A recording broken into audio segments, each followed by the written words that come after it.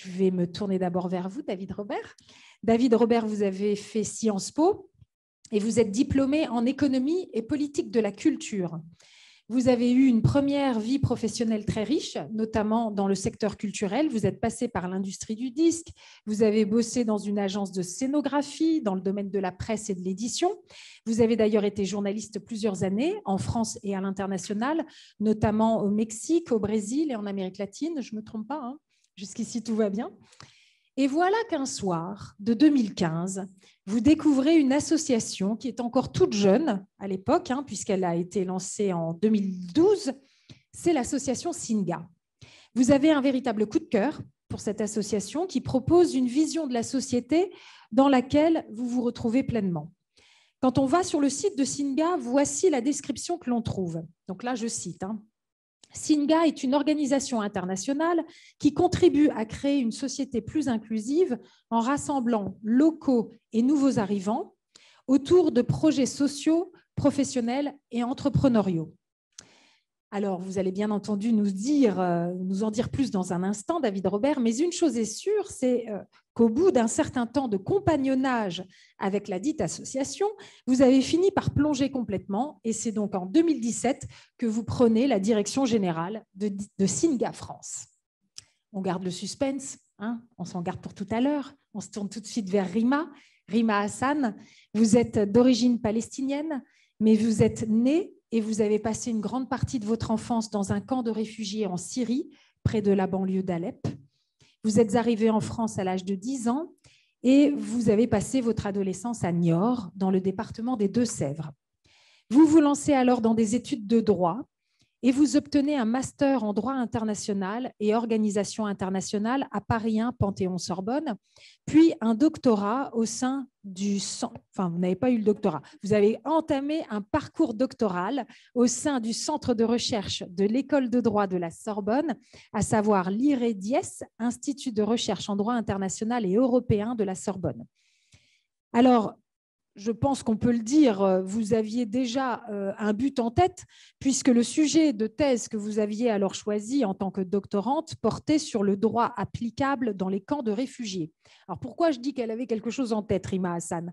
Parce qu'après 2 ans de travail de recherche, eh bien, elle a décidé d'interrompre cette trajectoire linéaire pour prendre la tangente et se lancer dans une aventure qui, à ce moment-là, j'imagine, vous semblait plus urgente. Dès septembre 2019, vous fondez votre ONG, l'Observatoire des camps de réfugiés. Auparavant, vous vous étiez déjà engagé auprès de l'Office français de protection des réfugiés et apatrides.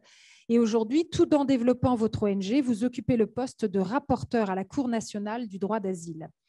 Vous dispensez des cours sur ces sujets auprès de l'École supérieure de journalisme, ainsi que l'IREMO, l'Institut de recherche et d'études Méditerranée-Moyen-Orient. Je pense qu'on peut applaudir nos intervenants. Alors, ce qu'on va faire, c'est que c'est le programme que je vous propose, hein, on va reprendre depuis le début. Est-ce que, et donc on va comme ça un peu circuler dans votre vie, les origines de Rima, parce que je pense que c'est important à un moment de reposer les choses de manière chronologique, et puis après, on va pouvoir retomber sur nos papates et véritablement échanger. Ça te va, David? Alors, est-ce que vous pourriez, est-ce que vous pourriez nous décrire, Rima Hassan, votre enfance dans ce camp en Syrie? À quoi ressemblent vos souvenirs d'alors? On vous voit là sur cette photo. Qu'est-ce qui se passe? C'est voilà. Bonjour à toutes et à tous. Je suis très contente d'être avec vous pour échanger sur ces sujets et de vous partager aussi un petit bout de ma vie. Hein. Donc cette photo-là, je suis avec ma mère et on est effectivement dans le camp de Nerab qui est dans la banlieue d'Alep. Ce qui est assez paradoxal, c'est que quand je raconte cette enfance-là, à ce moment-là, moi, je suis dans une forme d'insouciance totale. Donc, ça va vous paraître bizarre, mais je vais vous dire que j'ai passé comme une enfance assez insouciante, en fait, même dans un camp de réfugiés. Et c'est vraiment en arrivant en France et dans ma construction, dans ma vie de femme, de jeune adulte, que je commence à conscientiser ce qu'était mon enfance. Et une fois que je suis dans des étapes de vie où je suis je mets en perspective ce qui a été mon enfance avec celle des autres enfants, notamment les enfants donc à Niort, puisque effectivement j'arrive, je suis installée à Niort quand ma mère est installée à Niort quand elle arrive en France. Donc à ce moment-là, je veux dire, au moment où je vis ces 10 années dans ce camp, je suis justement une observatrice, rien de plus. C'est-à-dire que je n'ai pas le sentiment de subir quelque chose, mais avec le recul, j'ai des souvenirs qui me restent de personnes très abîmées par l'exil, parce que du coup, ce camp a été installé en 1948. Et là aussi, ouais, donc là, c'est les premières photos de ce camp de réfugiés. Donc là, c'est une photo qui date de 1950. Donc c'est pile au moment où ma famille va y être installée.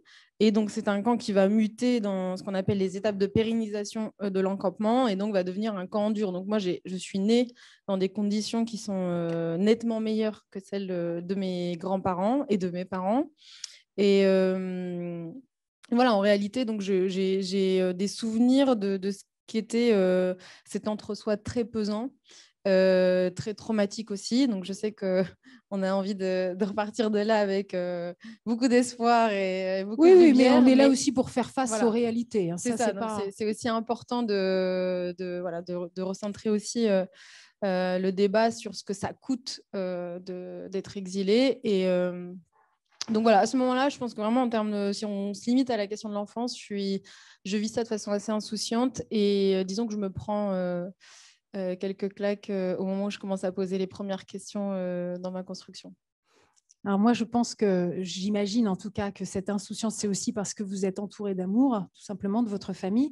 On a encore une autre photo ici. Dites-nous qui est sur la photo. Alors là, c'est mon arrière-grand-mère paternelle et je ne sais pas qui est avec elle. Ça doit être une de mes tantes.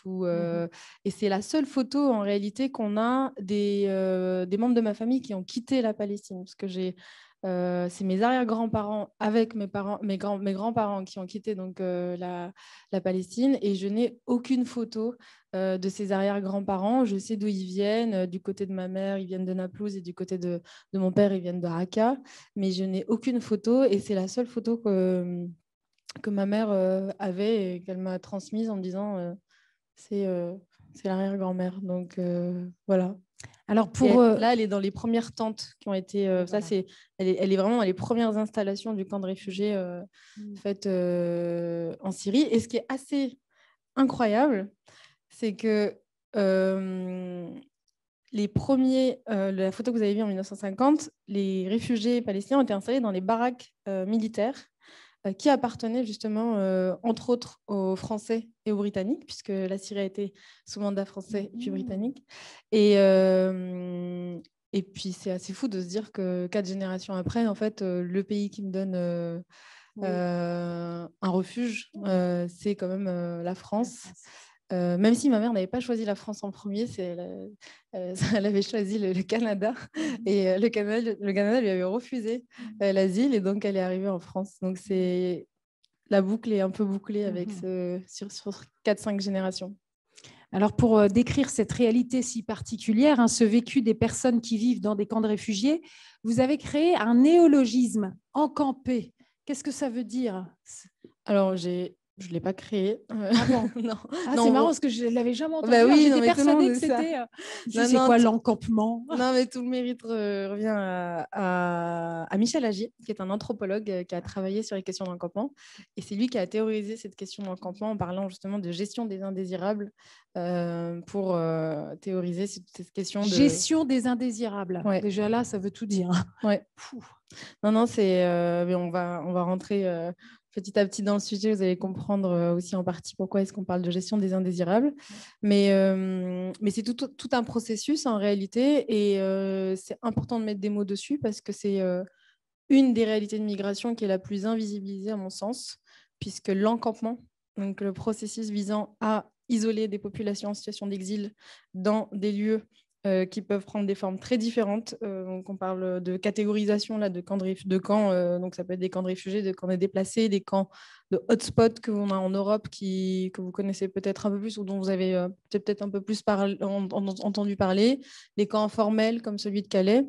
C'est quoi le camp hotspot? Les hotspots, c'est les camps de demandeurs d'asile. Donc, c'est tous les camps qu'on a, par exemple, en Grèce, dont on a entendu parler, Moria, enfin, qui ont fait quand même. Lampedusa, tout ça Oui, aussi? oui, bah, enfin, là, on est vraiment sur une dynamique d'encampement. On enferme les populations. Essentiellement pour des raisons sécuritaires, le temps que leur demande d'asile soit traitée pour qu'on sache quel titre on peut leur octroyer et en conséquence s'ils peuvent ou non circuler librement dans le pays.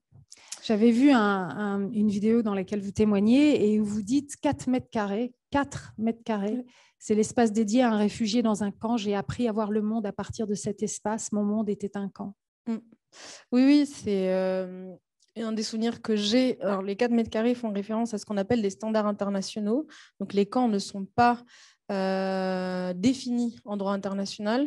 Néanmoins, il y a ce qu'on appelle des standards internationaux qui vont régir les modalités dans lesquelles un camp humanitaire doit être installé. Et donc, il y a des standards auxquels que chaque organisation humanitaire qui est investie d'une mission d'assistance dans un camp humanitaire doit respecter. Et donc, ces fameux 4 mètres carrés, c'est vrai que ça a été frappant. Mais en lisant quelques archives sur le camp de Nerab, je me suis rendu compte que nous, on avait moins.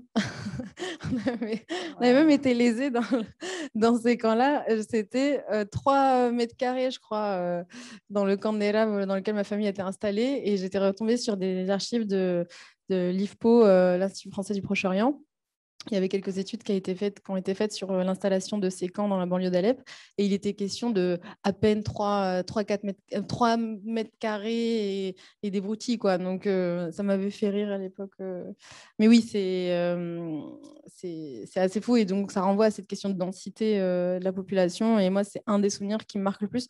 Quand je suis retournée dans certains camps, pas celui-là, mais dans d'autres, on étouffe très vite. C'est-à-dire qu'on est épuisé d'être dans cet espace. On a vraiment l'impression d'être dans un espace où les corps sont traînés d'épuisement en fait, d'un exil qui est sans fin. Et ça, c'est particulièrement marquant dans les camps qui se pérennisent. Et la question de la pérennisation des camps est au cœur de toute cette question, puisque je le dirai peut-être après, mais je vais le répéter plusieurs fois ce soir. Oui. La durée de vie moyenne des camps est de 12 ans, 11,7 ans pour être exact. Donc, il y a véritablement un enjeu des années gâchées de ces populations, le temps qu'elles... C'est pas quelques mois et hop, on part. En fait, on y passe des années décennie, et parfois, souvent une décennie. Parfois, des générations se succèdent, Oui. comme ça a été le cas pour ma famille. Et du coup, la question aussi que vous posez, c'est comment se réaliser quand il n'y a plus que le camp, la mise à l'écart et l'entrave au mouvement? Je pense que vous êtes qui vous êtes aujourd'hui, entre autres, ce que vous êtes aujourd'hui ou qui vous êtes aujourd'hui est entre autres lié à l'environnement dans lequel vous avez évolué. Donc, à un moment donné, moi, c'est poser la question de qui j'étais dans ce monde en étant née nulle part. Et ça a été très dur pour moi, à un moment donné, de me regarder, de regarder ma famille, sur 4 générations, de me dire que les personnes... je n'arrive pas à remonter dans l'histoire de ma famille à un endroit dans lequel je peux m'ancrer. C'est-à-dire que même en remontant jusqu'à mes arrière-grands-parents, je retombe à ce camp de réfugiés. Et donc, c'est poser la question pour moi à un moment de qui j'étais dans ce monde, de comment ce camp avait façonné la personne que j'étais et celle que j'allais devenir, et comment ce camp avait façonné aussi ma famille. Donc, en fait, j'ai vraiment... C'est comme quand on voit flou et qu'on met les lunettes sur son nez et puis on se dit, OK, donc là, j'y vois un peu plus clair. Et donc, à ce moment-là, quand je comprends ce qu'a représenté cet encampement dans mon histoire familiale, j'arrive à lire, j'arrive à me saisir aussi des traumatismes qui ont été ceux de ma famille, que je n'ai pas compris en étant plus jeune, que je questionnais de la façon dont chacun se racontait ou ne se racontait pas, les silences, les tabous, et donc les colères et les névroses. Et donc, c'est vrai que ça a été très dur et c'est toujours très compliqué parce que les réfugiés, déjà, les personnes qui ne naissent pas dans des camps, ont ce sentiment d'être, on en parle à chaque conférence, mais ils ont ce sentiment d'être souvent dans des nulle part permanents parce qu'en fait, ils sont déracinés et en même temps pas véritablement accueillis ou véritablement acceptés dans une nouvelle société. Alors, quand en plus, son point de départ, moi je parle souvent de double exil, parce que du coup, moi j'ai ma famille qui s'est exilée donc, de la Palestine, et puis il y a eu ce double exil de la Syrie à la France. Donc c'est très compliqué, en fait, c'est un peu une double peine. C'est exactement ce qu'on vient de voir avec le film, puisque ça s'appelle Limbo, vous êtes dans les limbes, quoi. Quand on a préparé ce débat, Rima, j'ai pris des notes parce que c'était extraordinaire ce que vous avez partagé. Vous m'avez dit « Comment revendiquer mon identité ?» Réfugiée palestinienne sans avoir jamais connu la Palestine, née en Syrie dans un camp sans pour autant avoir obtenu la nationalité syrienne, puis arrivée en France à 10 ans. Donc on voit vraiment, effectivement, sans arrêt ce marquage presque sur votre vie et dans votre parcours qui dit, bah voilà, apatride en fait. C'est ça? Oui, totalement.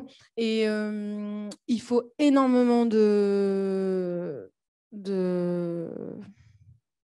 Je ne vais pas m'envoyer des qualités, je suis quand même très...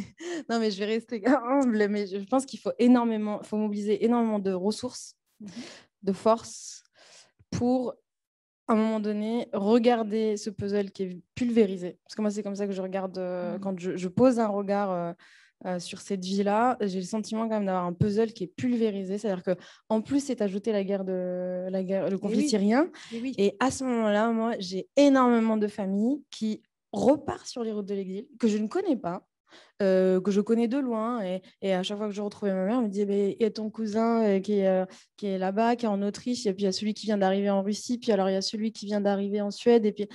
Et on se sent noyé, littéralement. C'est l'éparpillement en plus. C'est l'éparpillement. Parce qu'il y a eu cette guerre en Syrie qui arrive. Donc le camp est bouleversé par la guerre en Syrie. Donc totalement. Décidément, ça s'acharne. Totalement, d'autant plus que la ville de Alep a été un peu la ville martyre du conflit. Évidemment. Et donc, il faut énormément de ressources pour à un moment donné arriver à se dire comment j'arrive à me considérer dans toutes ces petite identité, micro-identité, c'est-à-dire que me considérer française, syrienne, parce que mes parents ici, ils sont nés, moi aussi, et en même temps palestinienne, alors que j'ai que les souvenirs de ce qu'étaient les terres de mes arrière-grands-parents. Et c'est ce que j'ai essayé de mobiliser, en tout cas jusqu'à présent, pour en faire aussi une force et quelque chose qui rayonne et pas quelque chose qui me mettent à genoux, quoi, Il faut réussir à en faire une force aussi, quoi. C'est très dur, mais c'est très dur et puis c'est quand même très instable aussi. C'est-à-dire qu'il y a des moments où vraiment je me sens ni française, ni syrienne, ni palestinienne. En tout cas, pas assez. C'est pas que je me sens pas française ou pas syrienne ou pas palestinienne, c'est que je me sens pas assez palestinienne pour revendiquer une appartenance à la communauté palestinienne. Je me sens pas assez syrienne pour me revendiquer syrienne. Et par moments, avec l'exil, on a aussi cet enjeu de comment on trouve sa place. Il suffit pas juste de maîtriser la langue. Il y a tout un ancrage à avoir dans un pays, dans une société pour s'en revendiquer. Et donc, voilà, j'essaye en tout cas d'avoir cette discipline, de me dire que j'appartiens à ces trois identités et qu'il faut que je fasse du lien entre ces trois. Sans compter toute l'administration kafkaïenne. Je crois que vous m'aviez dit que la Syrie ne peut pas donner, enfin ne reconnaît pas les Palestiniens et donc vous ne pouvez pas avoir la nationalité syrienne, même si vous y étiez né. Enfin, c'était ça, non? Oui, alors c'est un peu compliqué. Non, mais ça montre que c'est kafkaïen, c'est tout. Oui, peut-être pas rentrer dans les détails. Les Syriens n'ont pas la citoyenneté en tout cas. Eux-mêmes ne la voulaient pas d'une certaine façon parce qu'ils voulaient envisager un retour en Palestine. Donc, mais effectivement, il y a eu ce problème dans cette région-là où aucun État arabe, si ce n'est la Jordanie, a naturalisé les réfugiés palestiniens, ce qui a posé aussi un problème pour leur installation. Alors, comment est née en vous l'idée de changer la donne en passant par le droit? Parce que vous avez... j'ai l'impression que ça vous a tout de suite paru évident que la maîtrise de l'arsenal juridique serait votre meilleur atout pour mener votre combat? Mais je pense que quand on est en ayant le sentiment d'avoir été lésé sur ses droits, parce qu'il est question de ça en partie aussi pour l'exil de ma famille, en tout cas, moi, c'est ce qui m'a été vachement transmis. Hein. C'est une profonde injustice de se dire qu'on a été gâché. Enfin, j'ai vraiment ce terme-là dans la bouche de ma mère qui me dit on est une famille sacrifiée et qu'on fait partie d'une communauté qui a été, en tout cas dans ces camps, qui ont été sacrifiés, abandonnés. Et donc, c'est poser la question pour moi d'être très, très, très attentive et très en alerte de ce que sont et devraient être mes droits.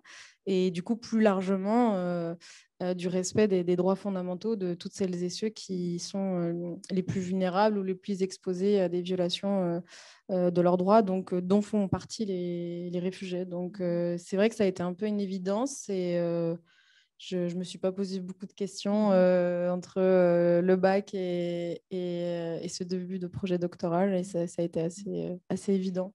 Alors, du coup, ce qui est bien, c'est que comme vous avez vraiment creusé le sujet, quand on vous écoute, on apprend plein de choses. Moi, j'ai appris plein de choses. Je trouve ça assez fascinant, que j'ai vraiment envie de partager avec vous tout ça. Et évidemment, Rima, c'est vous qui allez nous expliquer. J'ai appris donc, évidemment, vous venez de l'expliquer, il y a cette pérennité des camps qui est vraiment un vrai souci, puisque normalement, les camps, cette pérennité, c'est une anomalie juridique en droit international des réfugiés. Vous nous expliquez un petit peu? Oui, donc, il faut savoir que quand des populations sont en situation de migration, il y a 3 solutions durables qui sont pensées, en tout cas dans les textes. Peut-être qu'il faudrait compléter cette liste de solutions, mais pour le moment, l'État, c'est l'accueil, donc l'accueil effectif dans une société, la société hôte, dans l'État hôte. La deuxième solution, c'est le rapatriement volontaire, donc c'est quand les conditions permettent d'envisager le retour des personnes réfugiées. Et enfin, c'est la réinstallation. Donc, quand c'est un État tiers, donc ni l'État hôte ni l'État d'origine, qui se porte volontaire pour accueillir ces réfugiés. Et c'est souvent des pays qui ne sont pas concernés par les premières arrivées ou les premiers flux migratoires, comme ça a été le cas du Canada, ça a été le cas de l'Allemagne, qui se sont portés volontaires dans le cadre de ces programmes de réinstallation pour accueillir des réfugiés. Et donc, le camp s'impose de facto comme étant la 4e solution durable, alors qu'il n'est prévu par aucune disposition. Et qui devrait en fait être le dernier recours. Qui devrait être le dernier recours, mais en tout cas un recours d'urgence, temporaire, et qui n'a absolument pas vocation à se pérenniser et dans lequel on ne doit absolument pas envisager un quotidien voilà, qui s'installe. Et donc, aujourd'hui, les camps... il y a 30% de réfugiés qui vivent dans les camps et il y a 50% des déplacés internes qui vivent dans ces camps. Donc, c'est aussi pour ça qu'on l'appelle la 4e solution durable, au vu de la pérennisation de ces camps, donc leur durée de vie, le fait qu'ils se sont véritablement installés dans le paysage des migrations.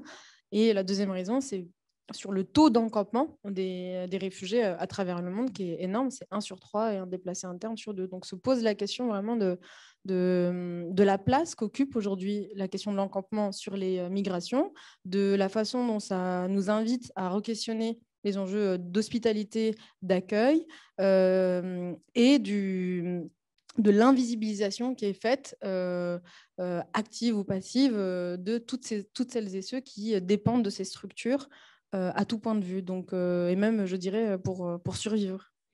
Moi, j'ai noté une formulation que vous avez faite et que je trouve très puissante. Le camp est donc une zone humanitaire artificielle créée de toutes pièces qui n'a pas vocation à durer et qui se substitue aux prérogatives des États. Voilà.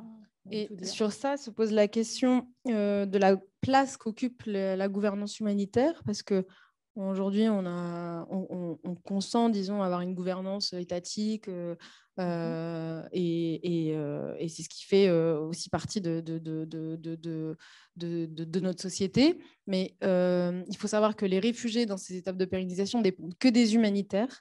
Et donc, se pose à un moment donné la question de la légitimité des humanitaires à gouverner pendant une dizaine, quinzaine, vingtaine d'années ces structures, à décider de tout pour ces populations et de la place que doivent occuper aussi ces réfugiés dans la participation à ce qui relève, in fine, de leur quotidien et aussi parfois de leur avenir. Et donc, en fait, ils gèrent la patate chaude, quoi. En fait, on leur a filé la patate chaude. Alors, comme je l'ai dit donc, au moment de l'introduction, au bout de 2 ans de thèse, vous abandonnez votre parcours doctoral pour vous lancer dans le concret et créer votre observatoire. Donc, ce n'est pas évident de passer de ce monde des études et de la recherche à une aventure entrepreneuriale. Mais heureusement, vous découvrez l'association SINGA et ses programmes d'accompagnement en tant qu'incubateur. Alors, j'ai une photo intéressante.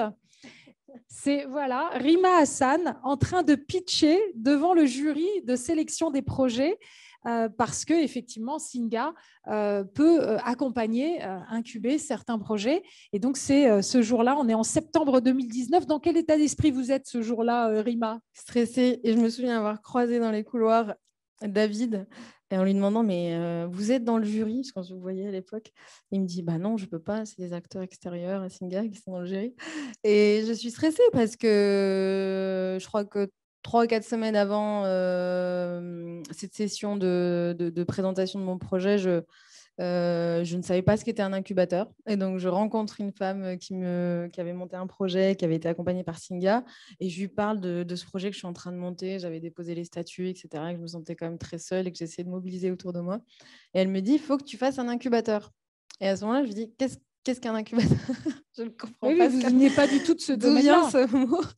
Et donc, à ce moment-là, je me renseigne et elle me recommande SINGA parce que SINGA est un incubateur qui a aussi vocation à valoriser les projets portant sur les migrations, quelles que soient les disciplines qui sont avancées ou en tout cas mobilisées pour ces projets. Et donc, je fais mon dossier et je me retrouve à pitcher le projet devant le jury. Et ça m'a énormément aidée puisque j'étais vraiment dans les étapes de structuration de mes idées et du projet. Et c'est le moment où on a le plus besoin d'être accompagné, d'avoir des référents et d'avoir des personnes compétentes et aussi d'être dans un écosystème qui continue à nous donner de la force, de l'énergie et puis des conditions optimales pour pouvoir s'investir sur son projet. Alors, cette mission d'incubateur de l'association SINGA, je vous propose qu'on y revienne dans un instant avec David Robert, bien entendu. Mais peut-être on va aller encore un tout petit peu au bout de cette histoire avec Rima d'abord, puisqu'après, on pourra vraiment échanger de manière plus large. Donc, c'est l'observatoire du camp du camp des réfugiés, voilà, excusez-moi, j'avais dit migration dans ma tête, l'observatoire du camp des réfugiés et des camps de réfugiés, désolé. Et donc, est-ce que vous pourriez nous décrire la mission de cet observatoire et comment ça fonctionne, quel est son but? Donc, comme ça a été introduit, je suis partie vraiment des constats. C'est-à-dire que quand j'étais étudiante, en thèse, je me rends compte que, premièrement, je n'ai pas accès à une plateforme de données accessible ou facilement exploitable pour comprendre où étaient les camps, comment ils étaient gérés, quand est-ce qu'ils ont été installés, pourquoi, à l'échelle vraiment globale. Donc, c'est vraiment un travail de fourmi d'aller vraiment fouiller dans toute la documentation des différents acteurs qui travaillent sur ces camps, qui communiquent malgré tout quand même sur les camps dans lesquels ils sont investis. Deuxième constat, je me rends compte qu'avec cette petite casquette de chercheuse, que les données auxquelles j'ai accès, en fait, elles proviennent des acteurs qui sont mandatés pour gérer ces camps. Donc, se pose la question de la transparence de la gestion de ces structures. Et troisième constat, c'est celui que je vous ai exposé, la durée de vie et les conséquences de la pérennisation des camps qui sont assez alarmantes. Et donc, je pars de ces 3 frustrations pour commencer à penser le projet. Et je dépose les statuts 4-5 mois après avoir abandonné ce projet de thèse dans lequel je m'ennuyais un peu quand même. C'est une aventure solitaire. C'est quand même très fastidieux. J'étais très passionnée par la question de l'encampement, mais pas que sur le volet juridique. Or là, on attendait de moi vraiment un travail uniquement juridique. Et moi, je m'épanouissais vraiment dans l'étude de la question des camps, mais sur plein de volets et de façon... en croisant vraiment toutes les disciplines. Et c'est là où j'ai découvert Michel Ager, qui est un anthropologue qui a abordé cette question sous l'anthropologie.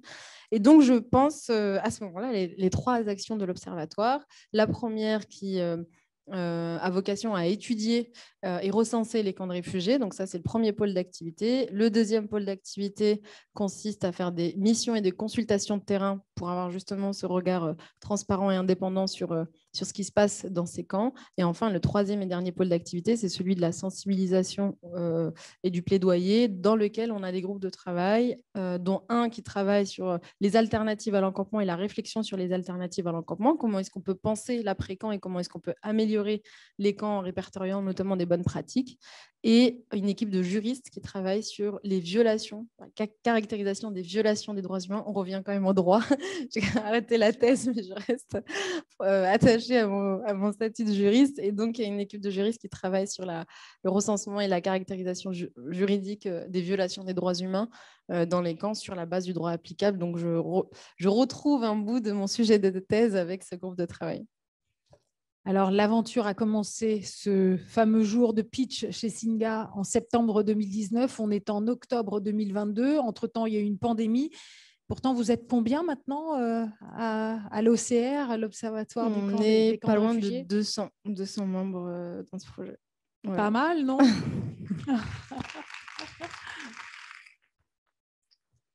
Une sacrée aventure. Et vraiment, merci Rima, parce que quand on a préparé et que je vous ai dit, voilà, moi j'aimerais qu'on partage votre parcours de vie, vous m'avez dit oui, vous m'avez fait confiance et je pense que c'était vraiment nécessaire. C'est important qu'on puisse partager à hauteur d'être humain. Et donc vraiment, merci de cette confiance. Merci à vous. On vient de se pencher donc longuement sur la réalité des camps de réfugiés et donc maintenant on va se tourner vers l'autre aspect en lien avec ces divers parcours de migration, c'est-à-dire l'accueil dans les pays hôtes. Et c'est précisément pour améliorer cet accueil, l'humaniser, que Singa a vu le jour. Est-ce que c'est bien cela, David Robert? Singa a vu le jour pour attendre des personnes comme Rima. Alors après, c'est très compliqué à expliquer aux financeurs. J'attends Rima, il me faudrait une subvention. Oui, c'est exactement ça. L'histoire de Singa, il y a 3 cofondateurs, Guillaume, Nathanaël, Alice, et je retiens une ou 2 histoires qui, je pense, sont emblématiques de ça. À l'époque, il y a Nat qui bosse au Maroc et qui bosse notamment avec des gens qui viennent du Sahara occidental. Et il bosse pour une petite ONG qui s'appelle la Ligue internationale des droits de l'homme. Et il y a un plombier sahraoui qui vient le voir et qui lui dit, lui il est au sud du Maroc à l'époque, qui lui dit moi je suis plombier et personne ne veut me donner du boulot ici. Et il lui dit je peux rédiger un rapport sur la situation des droits de l'homme dans ton pays, mais je ne peux pas t'aider à devenir plombier. Premier gap entre la demande et l'offre de services pour les gens qui franchissent une frontière. Et puis, la deuxième histoire, qui est un petit peu moins drôle, c'est Guillaume, qui à l'époque travaillait chez Amnesty International en Australie et qui travaille dans des camps de demandeurs d'asile, en l'occurrence, en Australie.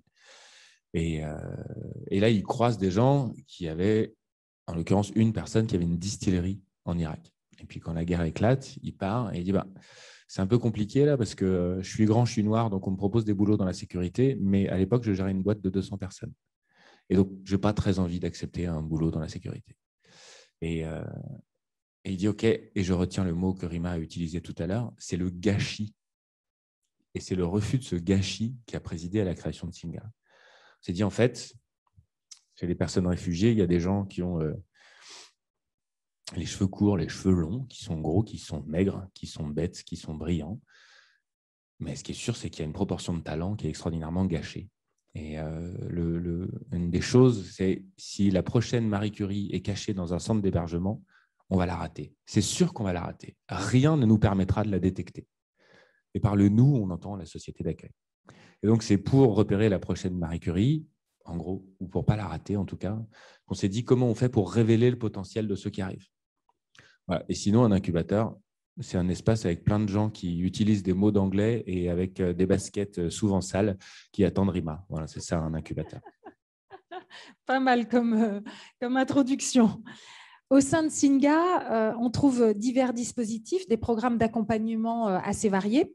On peut dire qu'ils ont tous en commun d'être citoyens, puisqu'ils impliquent les acteurs de la société civile et ils sont d'ordre interculturel.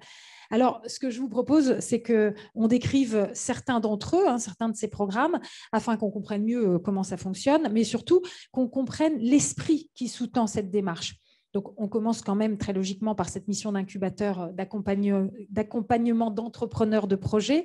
Et évidemment, j'ai quand même envie de savoir, et je pense qu'on est tous suspendus à vos lèvres, cher David, pour savoir comment ça s'est passé pour Rima. Qu'est-ce qui amène l'association Singa à porter son choix sur l'observateur des camps de réfugiés? La première remarque, c'est de se dire, OK, l'entrepreneuriat, ce n'est pas comme ça qu'on va répondre à la question du chômage des nouveaux arrivants en général. Vous le savez tous dans cette salle, combien de personnes ont déjà monté une boîte dans cette salle? Est-ce que vous pouvez lever la main, s'il vous plaît? Chez les ch'tis, on est pas mal entrepreneurs. Il y a quand même 8% des gens, c'est plus que la moyenne nationale, qui ont monté ou essayé de monter une boîte. Donc, a priori, on sait que ça va concerner une minorité de personnes. Néanmoins, quand son diplôme du pays d'origine n'est pas reconnu, quand son expérience professionnelle du pays d'origine n'est pas reconnue, un des premiers réflexes, c'est de dire « vous allez voir ce que vous allez voir, je vais monter ma boîte ». Donc, c'est une réponse au déclassement. Puis la deuxième chose, c'est que quand on arrive dans un pays dont on ne maîtrise pas bien ou pas du tout la langue, et que 5 ans plus tard, on a créé des emplois, une activité, etc., et qu'on rencontre un DRH du CAC 40, le DRH, il ne va pas regarder les prochains CV où il y a marqué Mohamed de la même manière. Et ça, c'est aussi important, et c'est aussi pour ça qu'on voulait travailler sur l'entrepreneuriat. C'est parce qu'il y a un vecteur de changement d'image qui est très fort, sans doute plus que dans l'insertion, alors même que la réalité de l'impact social au bout est moindre, parce qu'on touche beaucoup, beaucoup moins de personnes. Donc, l'entrepreneuriat, et c'est pour ça qu'on a monté des incubateurs, c'est pour permettre à un maximum de personnes réfugiées de monter leur projet en France. Alors, ça peut être n'importe quel projet d'artisanat. Je prenais l'exemple de ce plombier du Sahara occidental. On peut imaginer toute forme d'artisanat. Il y a des grands projets, des startups, comme on dit, des projets dans la technologie, des projets dans l'alimentation, évidemment. Et il y a des projets qui touchent à la migration, pour plusieurs raisons. D'abord, c'est parce que si moi, j'ai le statut de réfugié et que j'arrive dans un incubateur pour réfugiés, la première chose que j'ai envie de faire, c'est de dire est-ce que je peux enlever cette étiquette? Je ne suis pas un réfugié, je suis un entrepreneur. Donc, déjà, s'il y a que des personnes réfugiées dans l'incubateur, ça ne marche pas. Et ensuite, parce qu'on se dit, nous, on est une petite association, on va rester une petite association. Et donc, l'idée, c'est aussi d'aider l'écosystème, on va dire le secteur social français en général, à faire sortir des nouvelles innovations. Et donc, on va essayer d'accompagner sur 2 métiers principaux. 1, toutes les personnes nouvellement arrivées qui veulent monter leur boîte en France. Et 2, tous ceux qui veulent utiliser ces entrepreneurs comme premier public test pour monter des solutions d'innovation sur la migration. Et donc, on se retrouve avec ou des projets portés par des personnes réfugiées ou des projets portés par des personnes locales qui vont essayer de transformer la migration en richesse, en innovation. Et Rima, elle coche toutes les cases. Donc, la question de savoir pourquoi est-ce qu'on l'a choisie me paraît déjà répondue. Elle était un peu provocatrice de ma part, on est bien d'accord. Est-ce que vous pourriez nous donner 1 ou 2 autres exemples de projets entrepreneuriaux réussis? Je vais en prendre un comme il y en a des dizaines, sans faire offense à sa fondatrice, et un autre comme on en a plus rarement. Un comme on en a des dizaines, c'est dans l'alimentation. Dans tous les pays du monde, il y a des gens qui sont talentueux derrière les fourneaux. Donc, dans chaque promotion, à Lille, les équipes de Singa, si vous les rencontrez, sont là. Elles vous attendront à la fin de ce débat. À Paris, à Lyon, à Nantes, un peu partout, à Stuttgart, à Berlin, à Genève, où on a des incubateurs. Il y a des gens qui viennent avec un grand talent culinaire de leur région. Et donc, on les accompagne à monter un salon de thé, qui un restaurant, qui un service traiteur. Ça marche, c'est évident. Il paraît que la France a une certaine appétence pour la gastronomie. Donc, en plus, c'est un secteur relativement porteur ici. Ça roule. Et puis, il y a d'autres projets un peu plus incroyables. Et un des projets que je préfère raconter, c'est celui de quelqu'un qui s'appelle Raïs Al-Shorbaji, qui est aussi d'origine syrienne, c'est plus le hasard qui veut ça. Et Raïs, quand il était gamin, il avait l'habitude d'aller piquer du métal à droite à gauche, parce qu'il y a un métier qui est très répandu en Syrie, qu'on a un peu oublié, alors qu'il était très fréquent il y a 1 ou 2 générations en arrière en France, c'est le métier de ferrailleur. Déjà, faites prononcer ferrailleur à un arabophone, vous n'allez rien.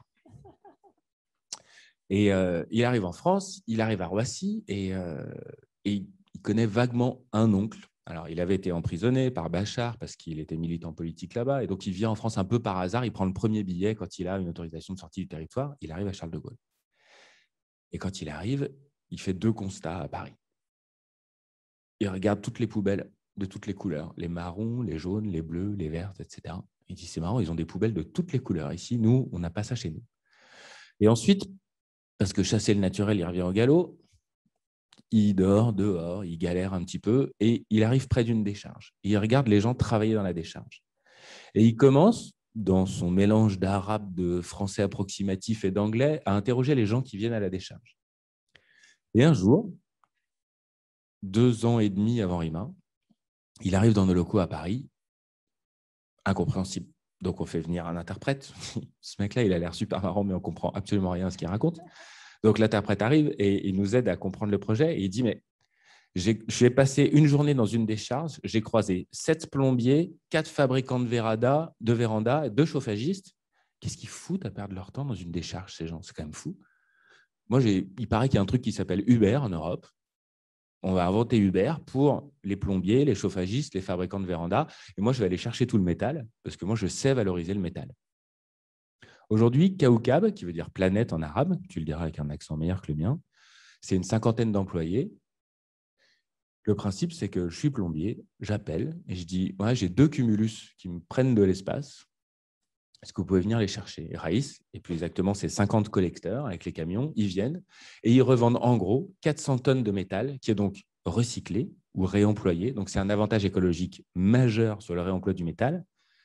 Il y a 50 camions qui font des trajets à la décharge tous les jours au lieu de 3000 camions d'artisans qui vont dans la décharge partout. Donc, en plus, c'est une économie d'énergie absolument fantastique.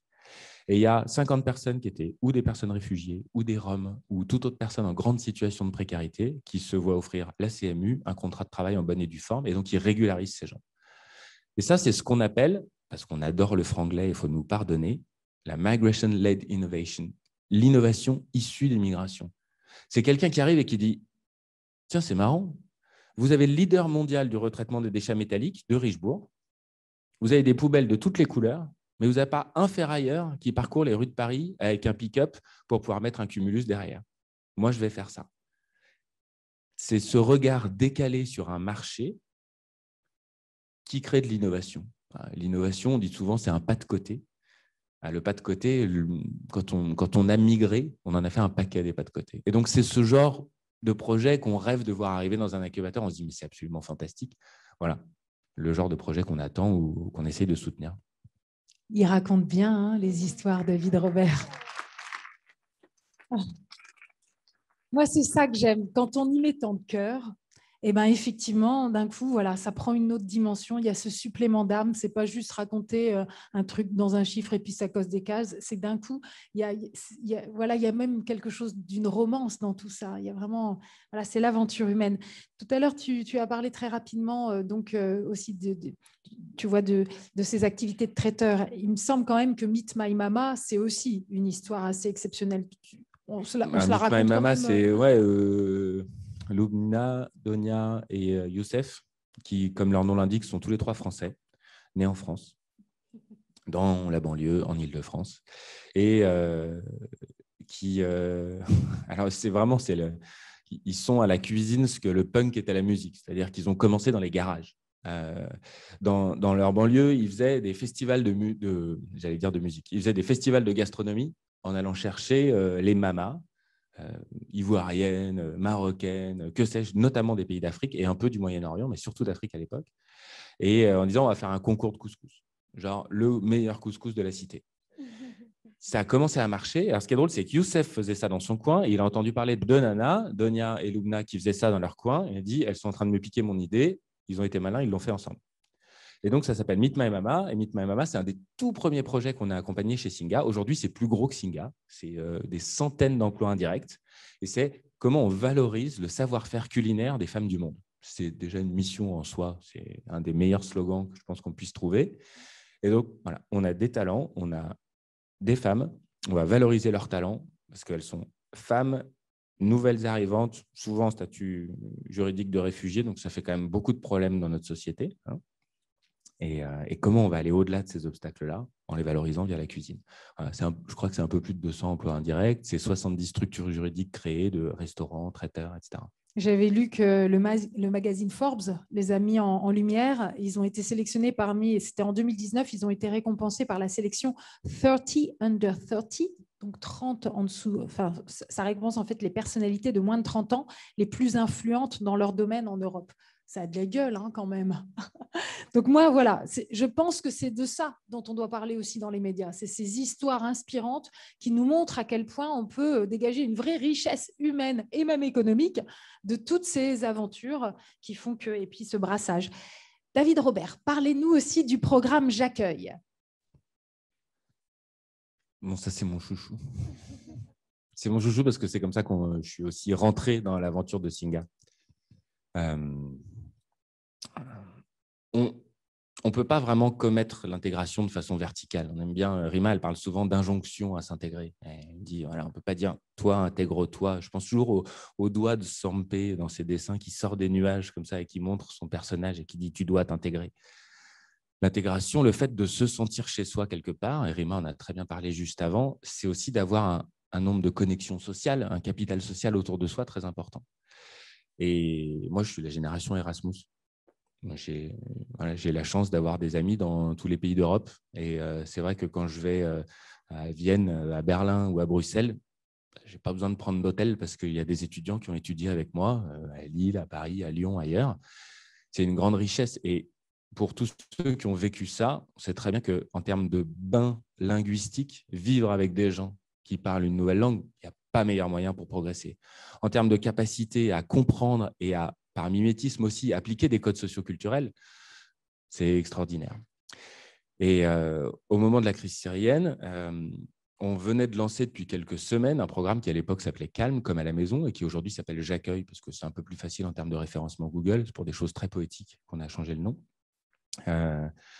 On avait lancé ça en se disant, OK, vous avez une chambre, vous avez envie de vivre une expérience interculturelle, et non pas accueillir un réfugié, même si in fine, ça revient au même. Et les autres personnes leur disaient, vous avez vraiment envie de vivre avec une famille française? Vous avez envie de savoir ce que ça fait de grandir ou de vivre dans une famille française? On va essayer de vous matcher. Alors, on nous a beaucoup appelé le Airbnb des réfugiés au début, mais c'était un peu pénible parce que Airbnb, généralement, on n'est pas là pour accueillir les gens. Alors que nous, ce qu'on voulait faire, c'était créer une ingénierie de colocation un peu particulière. C'est de dire comment on fait en sorte de… On a une charte avec des tas de points. On dit combien de fois il faut manger ensemble par semaine? C'est vous qui voyez. 4 fois si la personne que vous avez chez vous cuisine super bien. Profitez-en, ce serait tort de se priver. 1 fois par semaine minimum par politesse si ce n'est pas un as des fourneaux. OK. Qu'est-ce qu'on doit faire? Est-ce qu'on doit l'aider dans ses démarches? Non. Les particularités du programme et ce qui fait son succès, c'est plusieurs choses. C'est on va dédouaner l'accueillant de l'intégralité du travail administratif. On est là pour passer du bon temps. Pas seulement parce que c'est plus sympa de parler du bon temps, mais parce que si vous hébergez quelqu'un, si vous lui offrez une chambre, vous créez une relation un peu verticale, une relation de redevabilité qui est très importante et qui gâche aussi un peu le plaisir de la relation au quotidien. Alors que si on offre un travailleur social, on entend souvent assistante sociale dans le grand public, qui va travailler toutes les questions administratives et que nous, on dit à l'accueillant, allez donc courir le dimanche matin ensemble, jouer à la pétanque s'il fait beau et cuisiner ensemble, ce n'est pas le même type de relation qu'on crée. Et avec une relation comme ça, la coloc, elle est beaucoup moins lourde à gérer. Vous avez combien de gens ont été en coloc dans leur vie ici? Ouais, une majorité. On arrive à s'engueuler avec son meilleur ami en coloc. Alors, avec un étranger qui ne parle pas la langue, c'est sûr qu'on va s'engueuler. Donc, il faut créer une relation aussi horizontale que possible où on respecte l'intimité, la privauté des personnes. Donc, chambre d'amis obligatoire, ce n'est pas un canapé pour le salon. 3 mois minimum, 1 an maximum.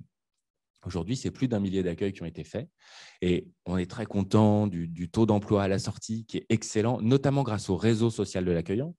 On est très content du taux de logement à la sortie parce que le travailleur social fait très bien son boulot pour aider quelqu'un à retrouver dans le parc privé, dans le parc social, etc.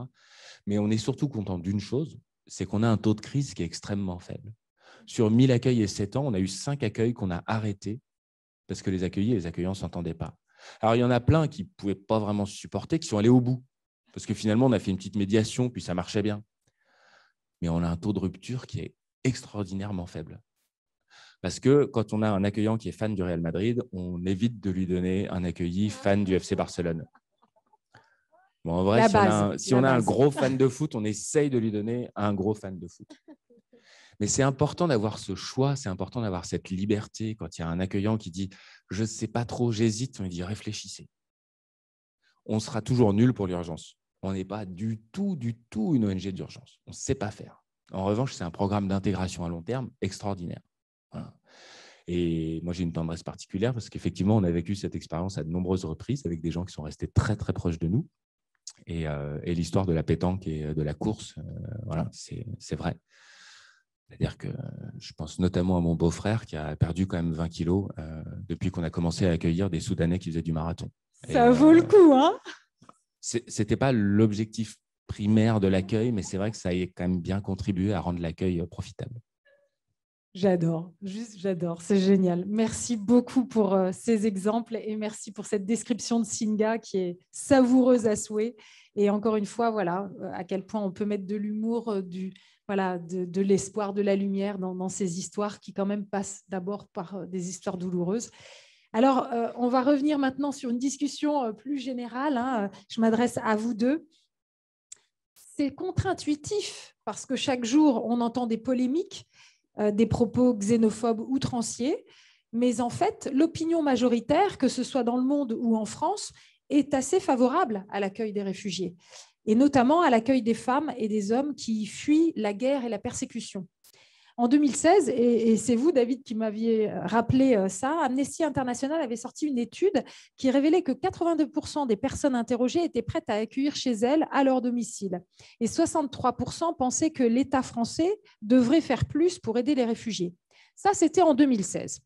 Mais plus récemment, en février dernier, au moment du déclenchement de la guerre en Ukraine, un sondage Harris Interactive a mesuré que 79% des Français sont favorables à ce que la France accueille les réfugiés ukrainiens, dont 42% qui déclarent être tout à fait favorables.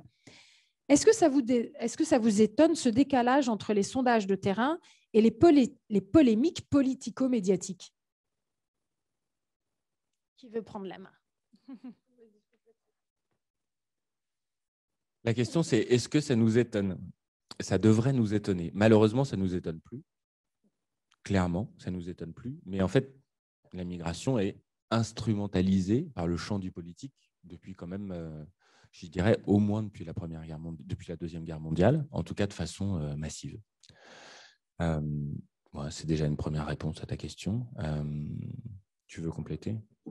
Moi, c'est entre autres, pareil, ça ne m'étonne plus et je trouve ça même assez dangereux.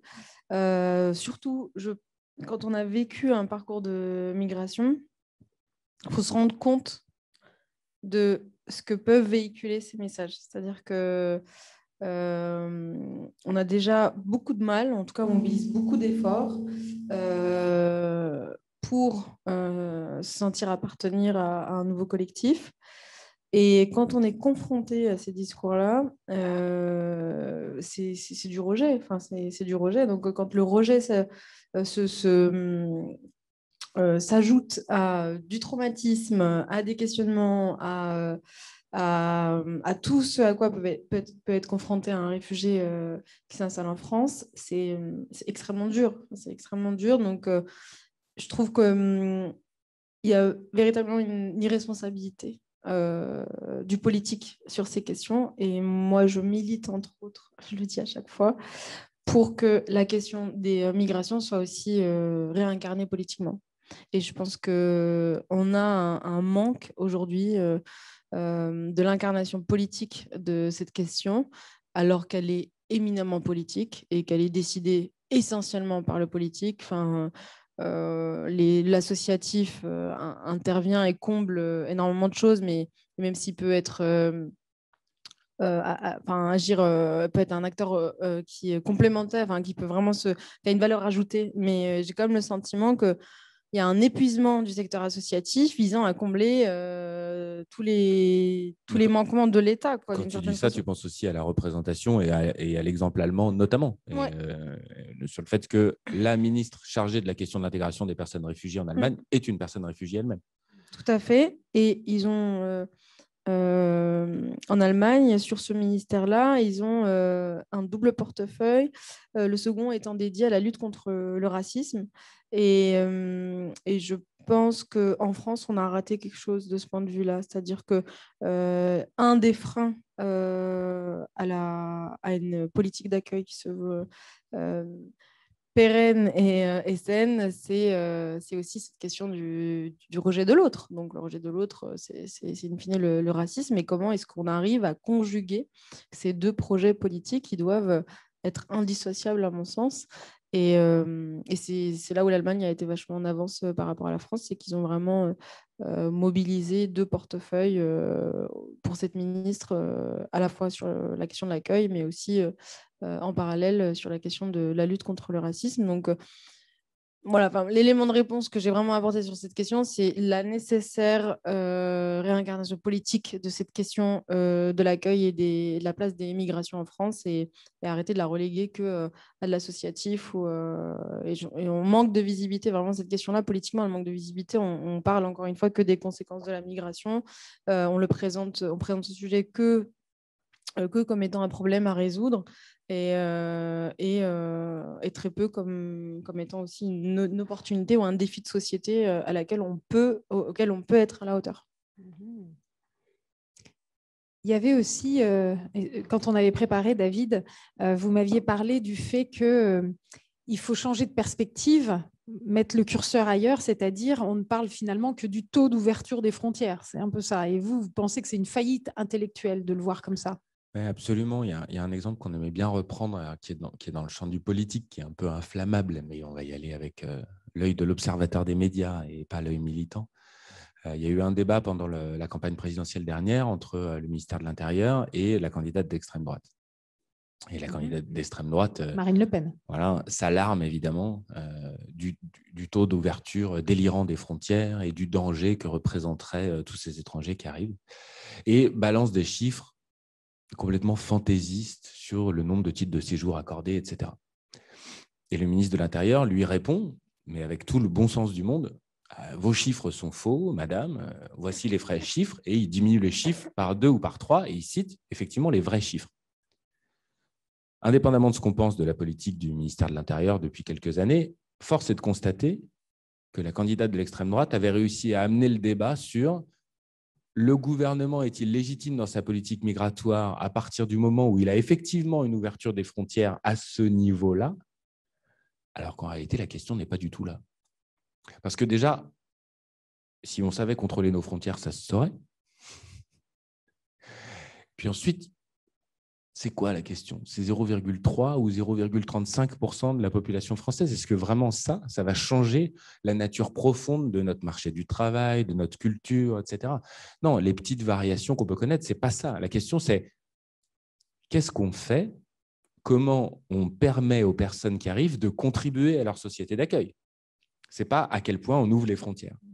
Et le fait que même quand on va chercher du bon sens, même quand on essaye de battre en brèche les théories extravagantes de l'extrême droite, on tombe d'une certaine manière dans ce piège qui consiste à réduire la question migratoire à faut-il ouvrir ou non les frontières.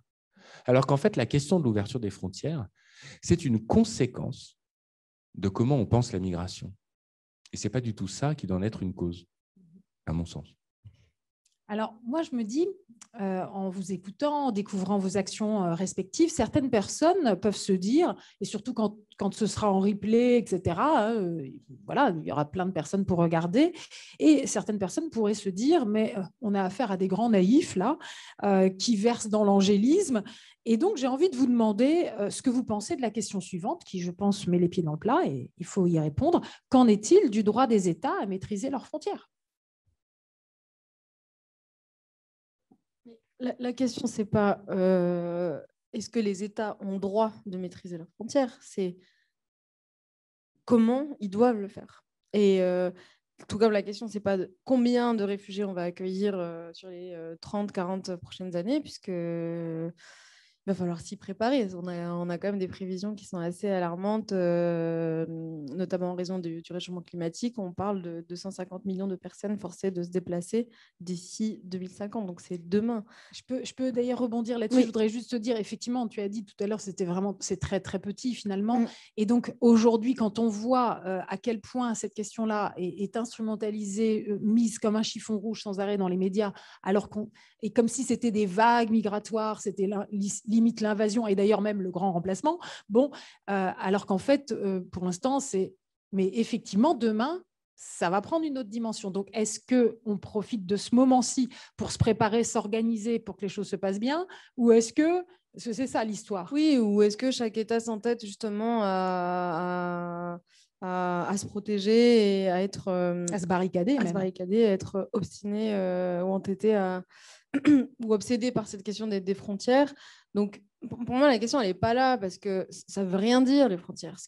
Enfin, là, je reviens sur ma casquette de juriste, mais la France a ratifié un certain nombre de conventions qui l'obligent en matière de droits humains, en matière de respect des droits des réfugiés. Et on ne cesse, du coup, dans cet écosystème de militants associatifs, de rappeler la France à ses manquements, notamment en termes de conditions matérielles d'accueil, qui est un point crucial justement pour l'installation des personnes réfugiées, notamment pendant le processus de leur demande d'asile. Et si on a aussi cette question des camps informels en France, c'est parce qu'on n'est pas à la hauteur de ce parcours d'accueil. Donc, comme à Calais, ce que disait monsieur, hein, c'est vraiment ces conditions effroyables.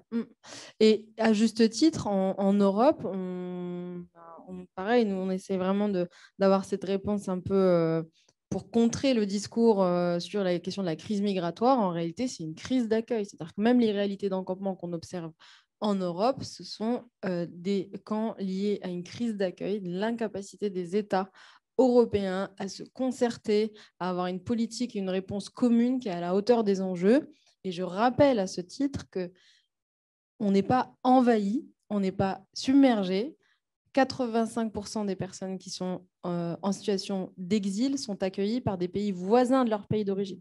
Donc, ce ne sont pas les États européens qui ont la plus grande charge de l'accueil, ce ne sont pas les États qui ont dû le plus, qui ont dû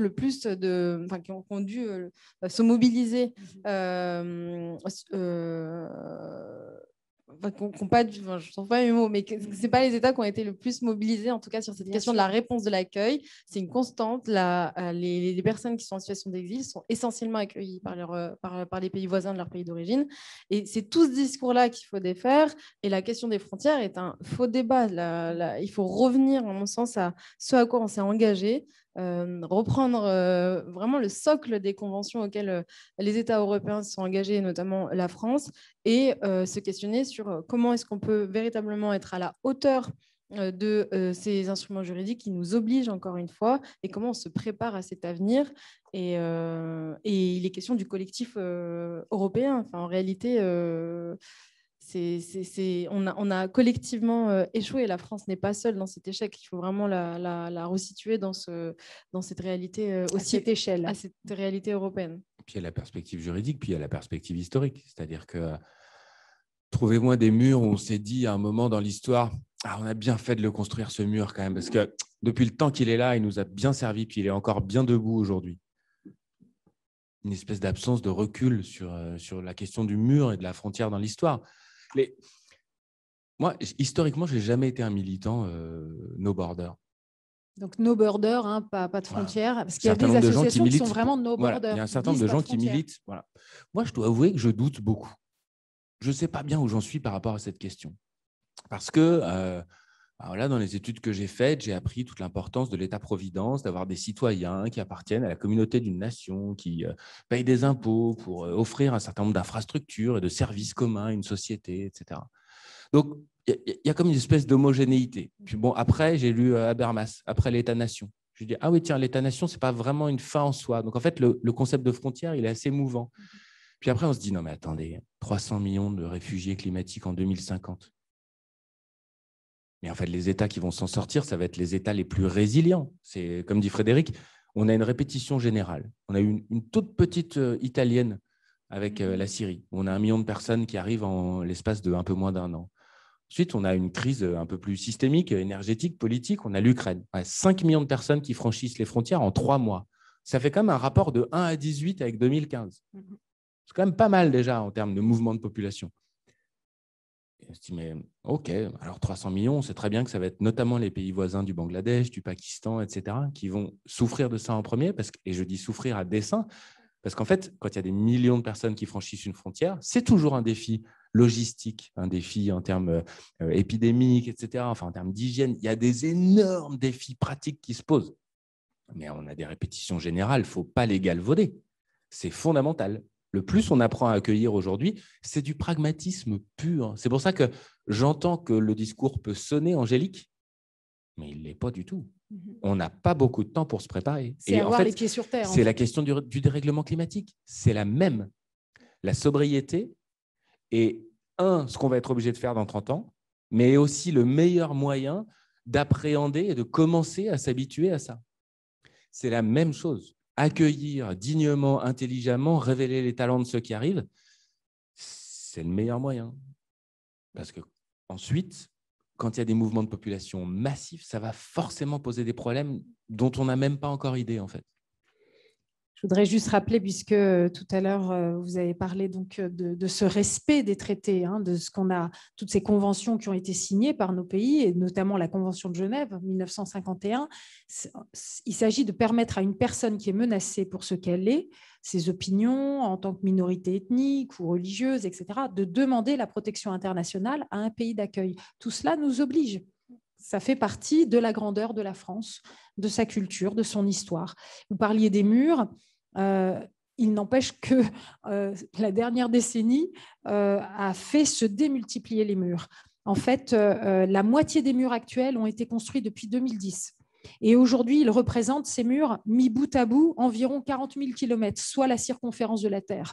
Vous voyez, donc en fait, oui, il y a véritablement un phénomène autour de se barricader, se protéger, pas laisser rentrer. Donc, on voit bien qu'il y a une espèce de psychose autour de ça. J'ai envie quand même de revenir sur quelque chose qui est étonnant, parce que vous venez de le dire, il y a quelques mois, 5 millions de réfugiés ukrainiens qui arrivent et on ouvre grand la porte. Alors qu'il y a tout juste 1 an, en octobre 2021, tout juste 1 an, nous avons tous assisté à un spectacle qui était quand même assez révoltant. La scène se passait à la frontière entre la Pologne et la Biélorussie. Des milliers de personnes, hommes, femmes, enfants, vieillards, qui étaient pris au piège dans une zone entre 2 barbelés. Et ces personnes étaient pour la plupart originaires de Syrie et d'Irak. Et c'est le régime dictatorial du cynique Loukachenko qui les avait amenés là. Donc Loukachenko avait instrumentalisé ces êtres humains en provoquant une crise migratoire artificielle. Donc, on a tous ces images dans la tête. Et donc, à ce moment-là, d'une certaine manière, moi, je me suis dit, mais là, on est à un pic du rejet de l'étranger, en tout cas dans l'opinion publique. Et puis donc, voilà, retournement total, quelques mois plus tard, la guerre russo-ukrainienne, et d'un coup, on voit un autre visage de l'Europe qui, effectivement, ouvre grand ses portes. Donc, est-ce qu'il faut y voir un changement d'époque? Est-ce que vraiment, il y a eu quelque chose de fondamental? Ou bien est-ce que ce n'est pas si simple? Parce qu'après, on a entendu d'autres lectures de cet accueil vis-à-vis de la guerre russo-ukrainienne. Et je vous laisse peut-être dire ce que vous avez pu constater. Alors, j'ai beaucoup de choses à dire sur ce sujet.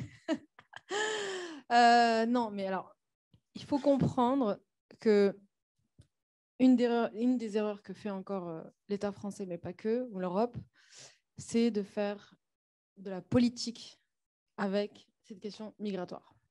Et aujourd'hui, le droit d'asile, en réalité, il est aussi utilisé pour faire de la politique. Et ce qui s'est passé avec la crise ukrainienne nous a montré, premièrement, qu'on était capable d'accueillir. Deuxièmement, qu'on était capable de bien accueillir. Et que, troisièmement, on était capable même de déployer des ressources incroyables, économiques, politiques, sociales et juridiques pour faire face aux enjeux. Je m'explique. Les réfugiés ukrainiens ont été les seuls à bénéficier ce qu'on appelle la protection temporaire. Donc, c'est une protection qui avait jamais été déployée. C'était une disposition qui était dormante, qui avait été pensée après le conflit de l'ex-Yougoslavie et qui n'a jamais été déployée, cette disposition, même pendant la crise syrienne et même pendant la crise afghane. Et on a réussi en quelques mois à déployer cet instrument juridique et qui a énormément d'avantages. C'est que vous avez une protection qui vous permet d'emblée d'avoir accès à tous les droits auxquels vous avez droit une fois que le statut de réfugié vous est reconnu, une protection vous est reconnue. Et ça a évité aux réfugiés ukrainiens de passer par toute la procédure qui est quand même assez fastidieuse et assez longue de la demande d'asile, qui nécessite effectivement d'attendre une convocation devant l'OFPRA, si vous êtes rejeté, de faire un recours devant la Cour nationale du droit d'asile, et qui peut prendre vraiment un certain temps. Et pendant ce temps-là, vous n'avez pas effectivement accès à un certain nombre de droits. Donc, je suis à la fois fière qu'on ait pu déployer autant de ressources pour les Ukrainiens et les Ukrainiennes qui, bien sûr, étaient dans le besoin, qui avaient besoin de cette réponse et qui devaient être à la hauteur des enjeux, puisqu'on a rappelé les chiffres. Mais je suis assez soucieuse du fait que ces dispositions et ces ressources n'ont pas été mobilisées pour d'autres catégories de réfugiés. Donc là, récemment, tu me corriges si je me trompe, mais récemment, il y a eu une allocation qui a été ouverte pour les personnes qui accueillent des réfugiés ukrainiens. Donc, c'est 150 €, je crois, par mois pour un foyer qui accueille des réfugiés ukrainiens. Et si vous accueillez un autre réfugié, donc d'une autre nationalité, vous n'avez pas le droit à cette aide publique.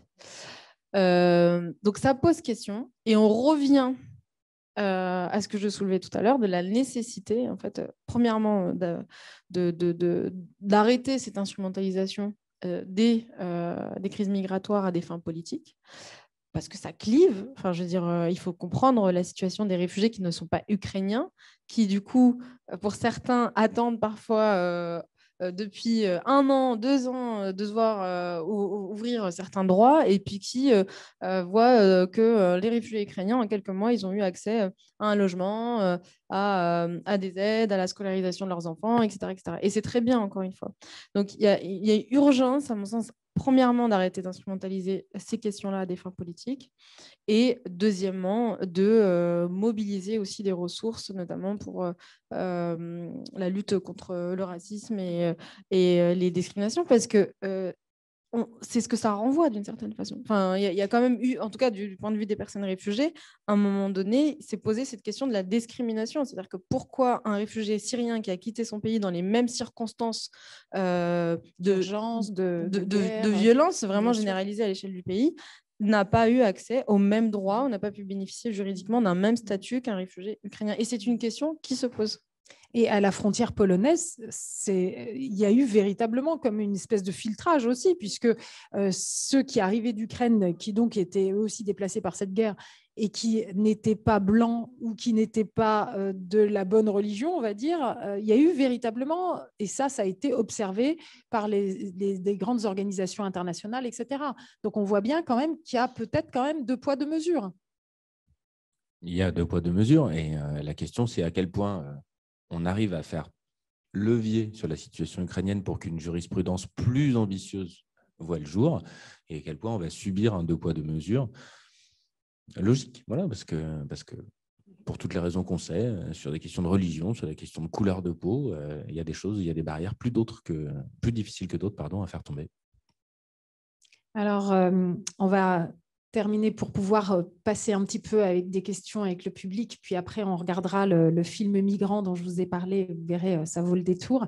Je voudrais juste encore peut-être une dernière question, puisque finalement l'enjeu c'est quand même aussi de mettre en place des filières légales d'immigration, parce que finalement avec toutes ces aventures humaines, avec des gens qui vont en mer, que ce soit dans la Manche, dans la Méditerranée, qui finalement risquent leur vie parce qu'il n'y a pas de filière légale d'immigration, et ça fait tout un une organisation de business de la souffrance, hein, je ne reviens pas là-dessus, mais il y a aussi des choses étatiques, des espèces de nouvelles inventions étatiques que l'on voit fleurir et qui sont quand même assez étonnantes, hein, et je suis ironique quand je dis étonnante. Je pense notamment au Royaume-Uni, qui a décidé de dérouter les populations migrantes vers le Rwanda. Et donc, demander au Rwanda de gérer finalement les personnes qui sont censées être réfugiées dans leur pays. Donc, quel regard vous portez sur ce type de... Je veux dire, on parle donc de pays démocratiques, européens. C'est quand même étonnant. Ouais, là, on parle du phénomène d'externalisation des politiques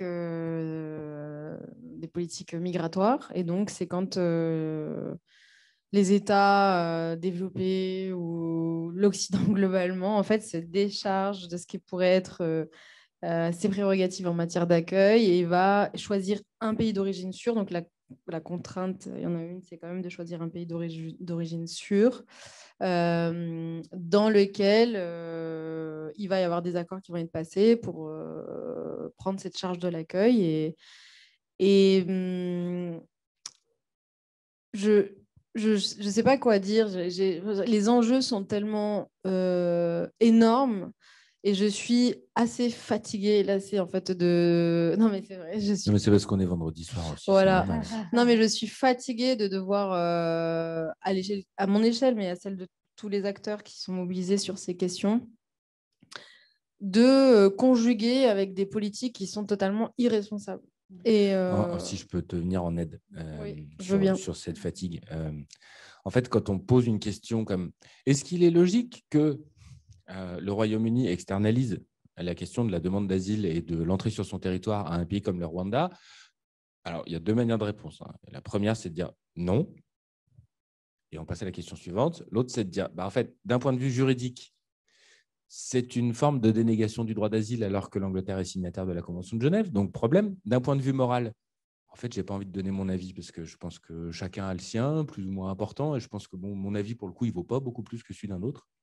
Mais d'un point de vue fonctionnel, alors là, quand même, c'est une ingénierie assez étonnante. Déléguer, enfin externaliser la question de l'entrée et du droit de séjour à un pays qui est situé à, je ne sais pas, comme ça, je dirais à 10 ou 11 000 km à vol d'oiseau, à vue de nez. C'est très écolo en plus. C'est hyper écolo en termes de bilan carbone. Alors là, je pense qu'on va quand même très, très loin. Mais je plaisante même pas en plus en disant ça. C'est ça qui est fou. C'est d'abord une aberration fonctionnelle. Ensuite, c'est quand même un danger juridique majeur qui risque de faire jurisprudence dans le mauvais sens, c'est-à-dire que ça va aussi inciter un certain nombre de pays démocratiques et des pays à la démocratie et à l'histoire démocratique solide à se dire que peut-être on pourrait s'abstraire de ce droit d'asile. Donc oui, ça pose des questions grand danger. Et la question que moi, que je pose, c'est qu'est-ce qu'on peut faire, nous, à notre échelle? Je veux dire, il y a un poids qui est tel de la décision politique qu'on a énormément de mal à contrer en tant qu'acteur associatif, en tant que collectif de citoyens, citoyennes. Et on est totalement impuissant. Enfin, je veux dire, là, on a beau passer 1 heure à analyser la chose, on ne changera pas la donne. Et moi, je me dis, au moins, on commence à avoir une vision plus complexe de tout ça. Et bien ça, sûr, c'est énorme. Parce que pour que les citoyens se mobilisent, il faut bien qu'on totalement, mais je parle de contrer une décision comme celle-là, pas de la réflexion globale sur les j'ai eu le Premier ministre britannique au téléphone sur la question, mais il a changé ce matin. Du coup, le mec est plus au pouvoir. Donc, c'est dommage parce que j'avais eu une réponse positive. Mais... il y a quelque chose qui est assez lassant dans ce processus politique qui consiste à ne même pas consulter les citoyens et les citoyennes pour s'engager sur ces terrains-là. Et c'est vrai que, encore une fois, c'est vraiment de l'irresponsabilité. Et nous, à part être des observateurs de ce que va être cette politique de non-accueil, malheureusement, on n'a pas énormément de marge de manœuvre. Donc, on se limite à l'analyser et à l'observer. On va passer à un moment d'échange très interactif entre nous, les amis. Juste, je voudrais dire qu'on l'a toujours vu dans toute l'histoire humaine, dès que la situation économique se dégrade, dès que les choses sont un peu plus compliquées, et c'est ce qui est en train de commencer à arriver, on sait bien que le bouc émissaire idéal, ça a toujours été l'étranger. Et donc, la question, ça va être aussi de comment sortir de ce cercle vicieux. Je vous propose d'applaudir bien fort nos deux intervenants, Rima Hassan et David Robert. Vraiment, je les remercie parce qu'ils parlent avec leur cœur, avec leur tripes, et c'est vraiment un bonheur d'échanger avec vous. Et maintenant, j'ai vraiment aussi envie qu'on puisse distribuer la parole dans toute la salle. Et je vois qu'il y a déjà des mains qui se lèvent. Peut-être ici, mademoiselle, là, dans ce rang-là. Donc, il y a une jeune fille et puis il y a le monsieur aussi. Voilà. Allô, vous m'entendez? Comment vous appelez-vous? Quel âge avez-vous? Antea. Je suis espagnole, comme mon accent l'indique. Je me demandais, donc déjà merci beaucoup. C'était super intéressant. Je me demandais si du coup, de fait d'être dans votre position, vous observez toutes ces situations. Est-ce que vous trouvez qu'il y a des avancées par rapport au protocole de Dublin, les différents Dublin 1, Dublin 2 pour l'accueil, et d'autre part, côté la Convention de Genève qui ne reconnaît, de 51, qui ne reconnaît pas la possibilité de migrer du fait d'une catastrophe naturelle ou climatique. Et du coup, voilà. Est-ce que vous voyez des avancées par rapport à ça? Au niveau juridique, est-ce qu'il est nécessaire, du coup, après, pour faciliter les possibles cas massifs d'apatridie dans les décennies à venir? Merci beaucoup. D'ailleurs, je précise qu'on ne parle pas normalement de réfugiés climatiques, mais de déplacés climatiques, parce que justement, ce n'est pas les mêmes raisons qui sont. Il y a des petites tractations. Non, là. parce que c'est pas qui. On essaie de. Ce qui est, c'est Rima, et puis ce qui est facile, c'est moi. C'est ça la tractation. Bien vu. On va essayer de répondre aux questions. Est-ce que je peux juste savoir avant le nombre de personnes qui savent à peu près ce qu'est le règlement de Dublin? Oui, c'est peut-être bien de rappeler un tout petit peu. Oui, rappelons. Ouais. On a une petite moitié qui sait ce qu'est Dublin. Donc, Dublin, c'est l'engagement qu'ont pris les États européens qui consiste à traiter la demande d'asile d'une personne.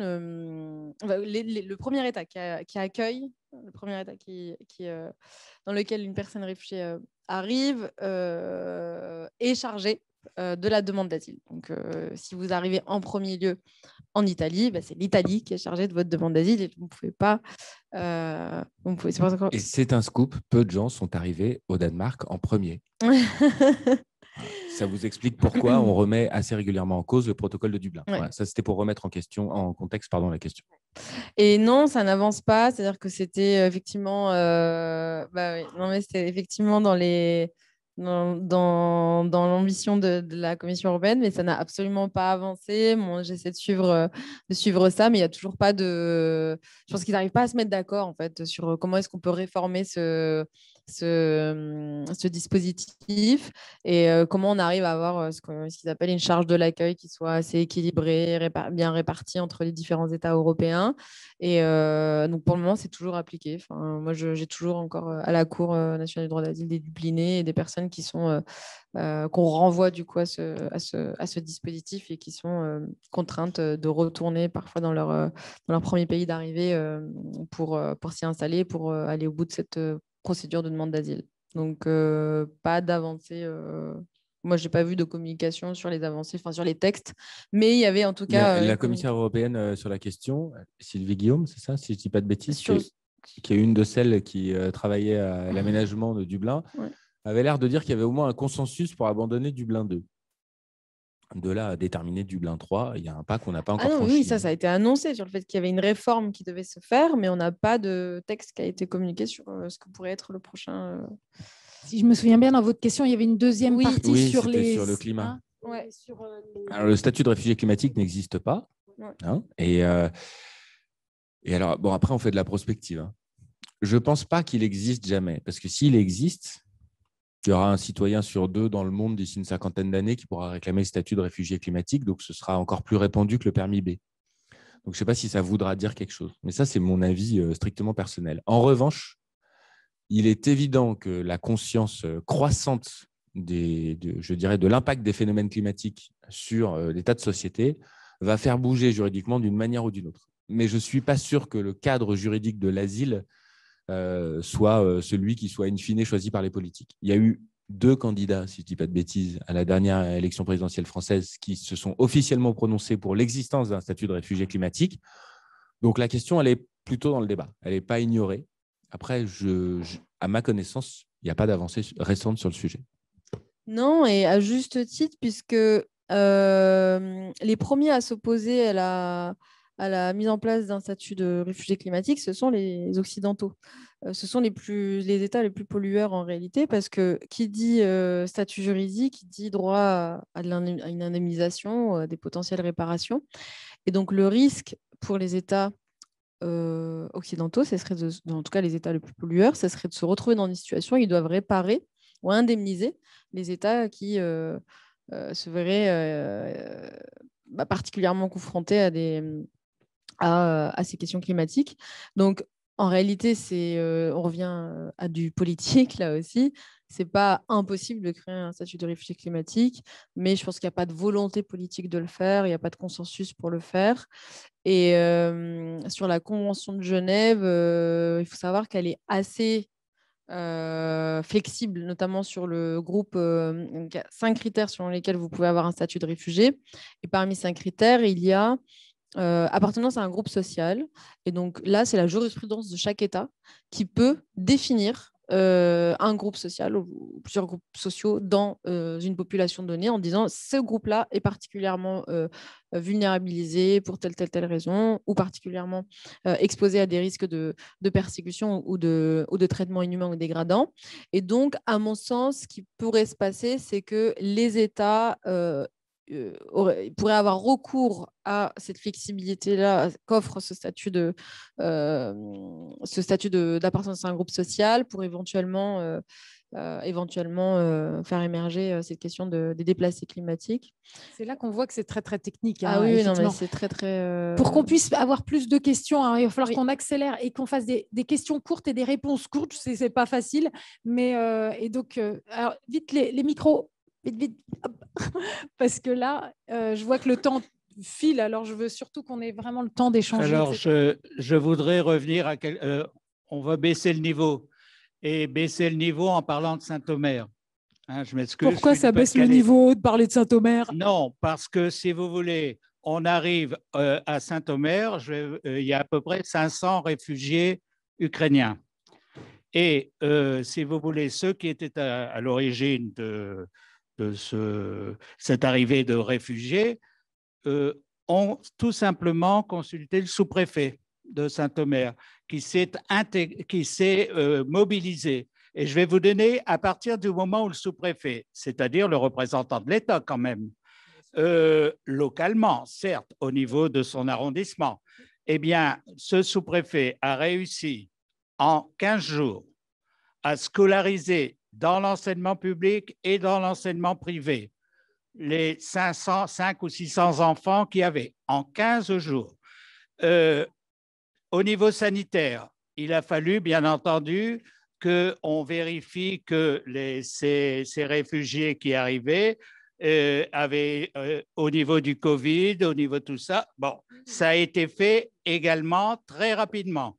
Donc, ça veut dire quoi? Ça veut dire que c'est possible quand, même localement, même s'il ne s'agit que de 500 personnes, voilà. Et le problème, parce qu'il y a quand même des problèmes aussi, c'était effectivement souvent de jeunes femmes avec des enfants.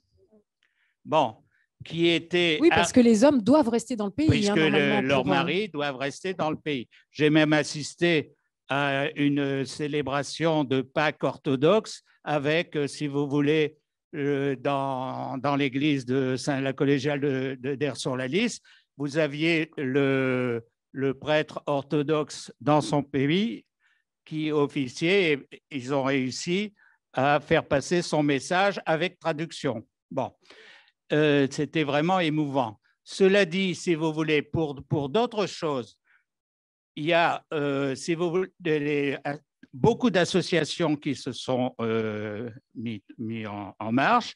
Il y a des emplois qui ont été créés pour ces dames. Il y a bien entendu l'apprentissage du français. Donc, il y a un tas de choses. Donc, tout s'est mis en ordre de marche. Voilà. Et comment vous expliquez ça? Comment j'explique ça? Eh bien, c'est vrai que les Ukrainiens, si vous voulez, il faut dire les choses comme elles sont, ceux qui sont arrivés, ce sont des Blancs. Non, mais disons-le. Cela dit, on aime moins les Russes, et ils sont Blancs aussi. Mais aussi, si vous voulez, la religion a beaucoup compté.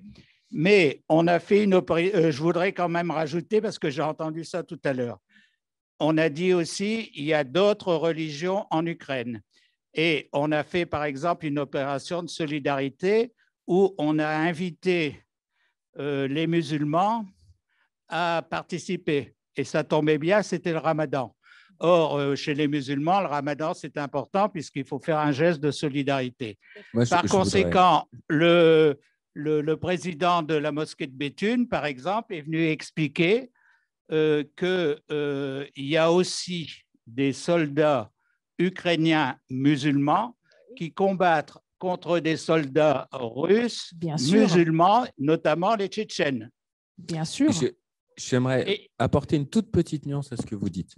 Je pense que le rôle de la couleur de peau et de la religion est évidemment important, mais il est davantage important, alors pardon, ça va être un peu complexe, dans ce que les politiques s'attendent à recevoir de la part de leurs administrés. La véritable raison, parce qu'on ne l'a pas vu qu'à Saint-Omer, on l'a vu dans beaucoup de villes moyennes en France, la véritable raison de la qualité d'accueil qui a eu lieu, c'est que le sous-préfet a reçu des consignes claires et franches et qu'il les a appliquées avec zèle et talent. Et donc, en fait, il faut, je ne sais pas comment dire, il faudrait valoriser l'extrême compétence de certains fonctionnaires autant que, voire beaucoup plus que des faits divers qui statistiquement vont être un jour faits par un coiffeur, par un roux, par un maigre ou par un réfugié. Donc, je dirais que la question raciale ou religieuse que vous venez d'évoquer, malheureusement, oui, elle est un peu en toile de fond. Mais je ne pense pas qu'elle soit en toile de fond de la nature de la réponse publique en tant que telle, mais plutôt dans, malheureusement, l'intériorisation de ce que les administrés, les électeurs seraient en droit d'attendre, etc. Donc, j'aimerais être encore un tout petit peu optimiste et me dire que ce n'est pas que pour ça. Voilà. C'est surtout parce que le sous-préfet, il a hyper bien exécuté les ordres qu'on lui a donnés. Et là-dessus, il faut savoir gré, il y a énormément de fonctionnaires qui ont fait un super boulot pendant les 6 derniers mois. Ce qui prouve une fois encore que le deux poids, deux mesures est d'autant plus révoltant à plusieurs égards. Alors, je vois qu'il y a plein de mains qui sont levées. C'est super, j'adore. Juste une question. Dès qu'il y a un débat sur l'immigration, il y a une querelle de chiffres. Y a-t-il pas moyen d'avoir des chiffres fiables une fois pour toutes? Ah, mais les chiffres, on les a. Oui, mais ils sont très fiables. Je veux dire, ils sont contestés par. Parce que chacun a l'air d'avoir sa source, mais ça ne doit pas être très compliqué quand même. En fait, ce qui est très compliqué, c'est qu'on ne parle jamais de la même chose. On ne parle jamais de la même chose. C'est la définition des périmètres d'abord qui pose question. Si vous voulez des chiffres sur l'asile, c'est-à-dire le nombre de demandes de titres de séjour au titre de l'asile, donc au titre de la protection internationale, Convention de Genève, il y a un rapport qui est le seul et unique qui fait foi, c'est le rapport de l'OFPRA chaque année. Ça vous donne le nombre de demandes de titres de séjour, le nombre d'acceptations en première instance, de refus, etc., etc. Donc ça, c'est la Direction générale des étrangers en France, la DGEF, qui publie tout ça. Mais après, il y a des périmètres qui sont extrêmement différents. Quand on va, et après je vais laisser Rima entrer dans les méandres des différents statuts juridiques qui sont extrêmement nombreux. En fait, quand on pense regroupement vie familiale et privée, quand on pense naturalisation, c'est encore autre chose. Il y a énormément de visas de travail qui sont donnés, il y a des visas de touristes qui sont donnés, il y a un nombre de réalités qui sont extrêmement variables, diverses. Donc, ce qui est dur, c'est que très souvent, les personnes ont raison sur les chiffres qu'elles donnent, mais soit volontairement, soit involontairement, donnent un chiffre sur un périmètre qui n'est pas celui qui a été évoqué au préalable. Donc après, s'il y a un chiffre qu'on peut avoir déjà et qu'on peut vous donner avec la nature de la source, on le fait. Est-ce qu'il y a des chiffres en particulier que vous attendez ou sur lesquels vous trouvez que c'est dur d'avoir un élément ? Parce que souvent, il me semble qu'on est aux alentours de 200 000 nouveaux arrivants chaque année, mais dedans, il y a effectivement les demandeurs d'asile, mais il y a aussi les étudiants, mais il y a aussi les gens qui sont dans le regroupement familial. Enfin, il y a plein de réalités. C'est aussi des gens qui ont trouvé du travail ici ou qui sont des expatriés. Il y a tout ça. Donc, c'est 200 000. Mais il y a aussi tous ceux qui repartent, puisqu'il y a un mouvement de va-et-vient. Et donc, on voit bien que quand on essaye comme ça d'instrumentaliser les chiffres, on gonfle en mettant tout le monde dans le même sac, alors que ce n'est pas du tout les mêmes réalités. Et d'ailleurs, tu disais tout à l'heure, il faut trouver des voies légales de migration. Mais rien que ça, en fait, c'est une phrase qui recouvre une grande complexité. Parce que d'un côté, on quitte son pays parce qu'on est menacé, on demande la protection au titre d'une menace avérée. Et de l'autre, il y a plein d'autres raisons de migrer. Et après, le problème, c'est qu'on tombe dans le bon migrant et le mauvais migrant. Et là, d'un seul coup, on arrive devant quelque chose qui est un peu insondable. Et on dit non, il faut trouver… Alors oui, il y a des gens qui empruntent les voies de l'asile parce qu'il n'y a pas d'autres voies de migration, mais ça n'enlève rien à la légitimité de leur demande et ça n'enlève encore moins à la légitimité des gens qui ont effectivement fui une persécution à demander l'asile. C'est pour ça que c'est bien, avec des gens comme toi, Frédéric, d'avoir 2 heures pour évoquer des sujets qui tolèrent assez mal le raccourci. C'est pas mal d'avoir 2 heures pour essayer de… Parce que trouver son chemin. Qui d'autre? Qui c'est qui a le micro? J'ai un micro ici. Vous êtes où? Ici. Ah, voilà. Merci. Bon, la question a déjà été légèrement évoquée là, dans les trois questions précédentes, mais alors je trouve que c'est passionnant donc, de pouvoir évoquer ce sujet sous ces multifacettes. On voit aussi beaucoup que dans les réponses, il y a une autre crise dont on n'a pas beaucoup parlé, parce qu'on en a suffisamment parlé récemment, c'est le Covid. Il y a eu pas mal de déplacements de population. Alors, on ne parle pas de migration proprement dit, mais à ce moment-là, on a vu que la diplomatie et les États ont été capables de déployer des outils de gestion des déplacements de population, de rapatriation, etc. Et aussi, la question de l'Ukraine, moi, ça m'évoque surtout quelque chose dont on a peu parlé encore, c'est l'intérêt économique. Notre réponse est très souvent intéressée encore ici en France. L'Ukraine, évidemment, c'est le grenier à grains de la France et à l'huile et à tout. On le sait parce qu'on a des crises qui s'enchaînent depuis le début de ce conflit. À l'inverse, il y a à peine 3 mois, on a évoqué d'accueillir des soldats russes qui voudraient se démobiliser de la Russie. Et ça a été très vite mis sous le tapis. La réponse, je pense, en France, n'était pas du tout aussi ouverte de ce qu'on a pu évoquer tout à l'heure. Et donc, il y a encore toutes ces questions diplomatiques. Concernant justement ce que vous dites sur l'aspect économique, il y a aussi l'Arménie en ce moment. Oui. Pour le coup, on ne peut pas dire qu'on se mobilise énormément, hein, parce que là aussi, il n'y a pas de ressources minières, énergétiques ou je ne sais quoi. Il y a eu les débats avec l'Algérie aussi sur les visas qui arrivaient à échéance, etc. Donc, c'est des questions qui sont quand même très récurrentes. On a des réponses qui sont hyper différentes selon les pays d'origine, selon les intérêts dissimulés qui sont derrière. Merci pour cette remarque. Je sais qu'il y a plein de… Ah, monsieur Frédéric. Merci pour ce débat très intéressant. David, tu as présenté rapidement qu'il y avait un signe à Lille. On est à Lille. Moi, j'aimerais savoir ce qu'ils font. Et je voudrais savoir qu'est-ce qu'ils font. Est-ce que tu peux les présenter? Ils glandouillent. Alors, est-ce que les gens qui travaillent à Signe à Lille peuvent se lever, s'il vous plaît? Voilà. On peut les applaudir.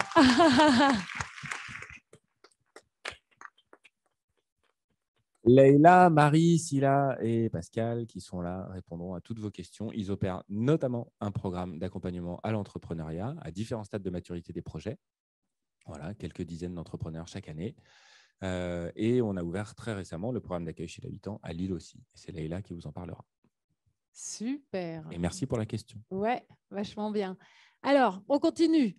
Qui c'est qui veut reprendre le micro? Alors, moi, j'avais une question, en fait. J'avais vu qu'il y avait…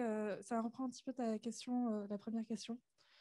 J'avais vu qu'il y avait un nouveau pacte sur l'immigration et l'asile qui avait été émis en 2020, si je ne me trompe pas. Et c'était en réponse aux problèmes de gestion des migrants, notamment en Grèce. Et en fait, ils essayaient de faire un nouveau modèle, donc autre que Dublin 2, notamment, par rapport en fait, à la gestion et la coopération des pays. Et en fait, je me suis demandé, tout ça basé sur le principe de solidarité entre les pays européens. Et en fait, ma question, c'est est-ce que vous pensez réellement qu'il peut y avoir une coopération effective entre les pays européens pour la gestion des migrants et pour un accueil plus humaine, disons, des migrants? Ça vous dit rien, hein, si? Ma voix, je démarre. Alors, en fait, il y a 3 questions dans la question. Hein. Il y a c'est quoi le pacte de Marrakech? Et là, c'est Rima Hassan, la spécialiste. Oh, le coup bas. Ensuite, il y a la question d'un pacte mondial. Et enfin, il y a la pertinence d'une réponse européenne harmonisée sur la question. Oui, on en rêve d'une réponse européenne harmonisée sur la question, évidemment. Mais en fait, je dirais qu'il y a un postulat derrière la question qui est problématique. C'est que le postulat, c'est la répartition de la charge. Et qu'en fait, à partir du moment où on considère ça comme une charge, on a déjà vicié la question. C'est sûr que la question est comment on se répartit les démissionnés de Goldman Sachs qui ont dû quitter en urgence la filiale new-yorkaise à cause du fait que les eaux ont envahi Manhattan. On ne va pas se dire comment on se répartit la charge, les pauvres, les mecs de Goldman Sachs, car ils n'ont pas de bol quand même. Donc, il y a un problème, c'est qu'on ne va pas être d'accord entre États européens, et après, ça, c'est aussi la magie de l'Europe. Hein. Forcément, on n'a pas la même vision sur tout, et c'est important de pouvoir l'unifier malgré tout. On ne va pas pouvoir être d'accord sur ce que représente la charge. Parce que, ce n'est pas qu'une charge, et parce qu'en fonction de la taille des pays, des populations, de tout ce qu'on peut imaginer, de la nature du système social, paradoxalement, un pays beaucoup plus ambitieux sur sa politique d'accueil, en fait, dans les premières années d'intégration potentiellement plus difficiles, il va devoir dépenser aussi plus d'argent proportionnellement. Alors qu'un pays qui fait n'importe quoi avec sa politique d'accueil, ça lui coûte presque rien. Donc, en fait, on arrive dans plein de paradoxes où, avant même de se mettre d'accord sur une harmonisation de la politique d'accueil en Europe, il y a comme un débat démocratique européen à avoir sur la nature de la migration. Alors, pardon, c'est une réponse de Normand, mais ça me paraît presque intellectuellement nécessaire, avant même de... Parce qu'on ne va pas pouvoir s'harmoniser, vu que déjà, on n'est pas d'accord sur le constat. Voilà, pardon. Oui, bon, pour le pacte de Marrakech, je ne vais pas vous endormir avec ça, mais, non, mais c'est vrai que c'est archi long, mais ça a été effectivement c'est une énième ambition européenne pour faire face à ces questions et on est toujours sur un constat malheureusement d'échec et notamment sur la question des Dublinés et l'échec est d'autant plus problématique sur cette question d'encampement. Donc je ne sais pas si on se rend compte, mais la question des camps en Europe, elle est des camps des demandeurs d'asile, c'est probablement les camps les plus fermés au monde. C'est-à-dire que c'est des camps où même des députés européens ne peuvent pas rentrer, où certaines ONG se sont vues refuser des accès, notamment pour leurs activités, où il y a un contrôle de la communication des informations sur ces camps. Donc, j'en parle aussi parce que c'est assez mal c'est assez mal communiqué, mais il y a un décret qui est passé en Grèce qui permet de poursuivre les ONG si elles communiquent des informations sensibles sur la gestion de certains camps de réfugiés. Donc, tout ça pour vous dire qu'on est du coup plutôt dans le constat d'échec. Il y a une opacité totale. Ah oui, une opacité totalement. totale. Et est-ce que c'est à ça aussi que va servir votre observatoire? Oui, totalement. On a fait plusieurs enquêtes sur plusieurs camps en Grèce, notamment parce que c'est les camps les plus problématiques. Et donc, tout ça pour vous dire que du coup, on n'est vraiment pas encore à la hauteur de cet enjeu de solidarité. Et on aimerait, oui, je veux dire, à part, c'est des constats un peu Moi, je trouve ça extra parce que vraiment, il y a des choses dont je n'avais pas idée, je ne connaissais pas. Moi, vous saviez tout ça, vous, que carrément, même les députés ne peuvent pas rentrer et tout. Moi, je trouve ça hallucinant, moi. Ça me, pas systématique, mais il y a eu des députés européens qui se sont vus refuser l'accès. Ça me frappe. À certains de ces... Je vous propose de prendre une dernière question avant qu'on regarde le film Migrant. On aura peut-être encore un petit peu de rap de temps pour continuer d'échanger. Le film Migrant dure que 8 minutes, mais je veux m'assurer qu'on puisse le regarder ensemble. Donc, une dernière question. Oui, à propos de l'encampement, vous avez évoqué le fait que des camps se pérennisent pendant 10 ans, 12 ans. Est-ce qu'il y a des exemples de camps qui se sont tellement pérennisés qu'ils sont devenus, entre guillemets, pérennes, qu'ils se sont organisés et éventuellement dans lesquels des personnes éventuellement se créent une histoire et pourquoi pas on peut rêver une identité. Oui, totalement. En fait, les camps deviennent dans ces étapes de pérennisation des lieux de mémoire de l'exil des réfugiés. Et c'est souvent le cas dans les camps qui sont très politisés. Donc là, on retrouve cette dimension pour les camps palestiniens, mais aussi pour les camps sahraouis, par exemple. Pour moi, le camp le plus organisé, c'est le camp de Tindouf. C'est un complexe de camps, de 5 camps, qui est installé en Algérie, donc à Tindouf, à proximité de Tindouf. Et c'est un camp qui accueille depuis les années 70 des réfugiés sahraouis. Et on retrouve des ministères dans ce camp. Il y a une armée. C'est un État dans l'État. Pour moi, vraiment structurellement, c'est le camp le plus...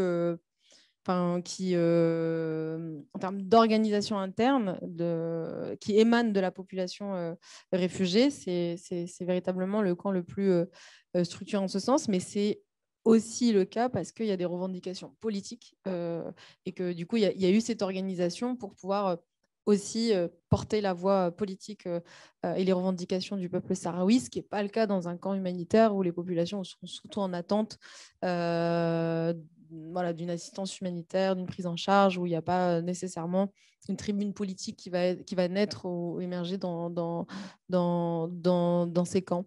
Donc, je ne sais pas ce que vous entendez par organisation. Est-ce que c'est une organisation logistique par les gestionnaires ou est-ce que c'est une organisation par les réfugiés eux-mêmes? Si c'est ce cas-là, pour moi, vraiment, je vous renvoie à l'étude et l'enquête qu'on a faite sur le camp de Tindouf, qui est très complète. On a travaillé sur l'étude de ce complexe de camps et vous comprendrez un peu plus du coup ce qu'il en est. Si votre question renvoie à l'organisation par les humanitaires et les États qui accueillent, là, il y a plein de cas de figure, mais j'ai en tête des camps qui ont pu accueillir jusqu'à 400 000 personnes, notamment au Kenya. Et le camp de Dadaab, que vous connaissez sûrement, là, on est redescendu depuis quelques années à 200 000 personnes, mais ça suppose du coup une organisation, une logistique qui est assez incroyable. Mais là, c'est plutôt les humanitaires et les spécialistes en management des camps. Il y a des ONG qui font que ça, que du management dans les camps de réfugiés. Pour reprendre sur votre question, juste repréciser, donc les 12 ans de durée de vie dans un camp de réfugiés, c'est pour une personne, donc c'est la moyenne, en fait, c'est ça que j'ai compris. Hein. Et les camps de réfugiés en eux-mêmes, voilà, le camp d'où vous venez, il a été construit dans les années 50. Il évolue avec le temps, mais il est là depuis tout ce temps. Non, la durée de vie moyenne là, on parle de la durée de vie moyenne d'un camp, c'est 12 ans. C'est 12 ans. J'avais compris que c'était le temps qu'une personne passait dans le camp. Non, c'est la structure en tant que telle qui va rester, qui va exister pendant. Et pourtant, le 12 camp ans. de Nerab, vous nous avez montré des images des années 50 ouais. Et il est toujours là. Mais il y a une particularité pour la question palestinienne et notamment la question sahraoui, où quand on est dans une situation où il y a une impasse politique, il n'y a pas d'autres options. Mais donc, sans arrêt, ça continue. Oui, totalement. Et c'est d'autant plus problématique pour les réfugiés palestiniens, puisque c'est la seule communauté de réfugiés au monde qui se transmet le statut de génération en génération. Et voilà. Donc, c'est ce qui explique que moi, je sois née avec le statut de réfugiée palestinienne, alors que je n'ai pas vécu l'exil de la Palestine. Et donc, effectivement, il y a ce facteur de pérennisation qui est d'autant plus important pour la cause palestinienne, parce qu'il y a une impasse politique derrière. Et en l'absence de la perspective d'un État palestinien, c'est très compliqué de résoudre la question des réfugiés palestiniens. La question des réfugiés palestiniens, elle est indissociable. Elle est vertigineuse. Puis elle est indissociable en fait de la résolution du conflit israélo-palestinien. Donc, c'est intimement lié. David Robert, un dernier mot? Je ne sais pas faire autrement que conclure par une note d'optimisme. Yes. Je vais tenter deux choses. Allez, vas-y. Tu tentes. En Ouganda, dans les camps que tu connais mieux que moi, il y a notamment des groupes de personnes qui se sont organisés pour faire en sorte que certaines écoles soient disponibles avec de la qualité d'enseignement, etc., pour un certain nombre de réfugiés du Rwanda et du Burundi, si je ne dis pas de bêtises. Et il y a certaines familles qui n'étaient pas dans le camp, qui sont venues scolariser leurs enfants à l'intérieur du camp parce que l'école y était de meilleure qualité. Donc, ça répond d'une façon un peu différente à la question que vous posez, qui est, il y a certains endroits où par-delà l'enfermement, par-delà les lois, évidemment, la nature fait son office et à un moment, le mur est stupide quand il empêche les personnes des deux côtés du mur de mettre en commun des ressources et des talents. Bon, ça, c'est la première chose. Voilà. Et la deuxième chose, c'est que j'ai un ami dont je t'ai parlé, je crois, une fois, qui est architecte, qui est un peu fou. C'est peut-être un pléonasme, mais j'en connais pas suffisamment pour l'affirmer. Et lui, il travaille sur une modalité d'évolution des camps de réfugiés, où il se dit, comme par définition, c'est temporaire à l'origine, et si on négociait le fait que si le camp dure tant, alors on va pérenniser telle infrastructure. S'il dure encore plus, on va peut-être passer au verre et au béton. Puis s'il dure encore plus, allez d'accord, on va installer un système de traitement des eaux beaucoup plus performant, etc. Et il dit, si on négocie ça dès le départ, alors peut-être que ça va forcer les gens à envisager le camp vraiment comme la solution temporaire qu'elle est censée être. Et peut-être que ça va permettre sinon d'avoir une pérennisation qui, au lieu d'être un problème, devient une forme d'avantage. Les complexités juridiques sont infinies, les complexités politiques sont encore plus infinies, mais savoir qu'il y a des gens qui réfléchissent à ça, d'une certaine manière, voilà, ça met un petit rayon de soleil dans ces problématiques-là. Eh ben, à nous aussi, ça met un rayon de soleil. Vraiment, je pense qu'on peut applaudir David Robert et Rima Hassan. Extra.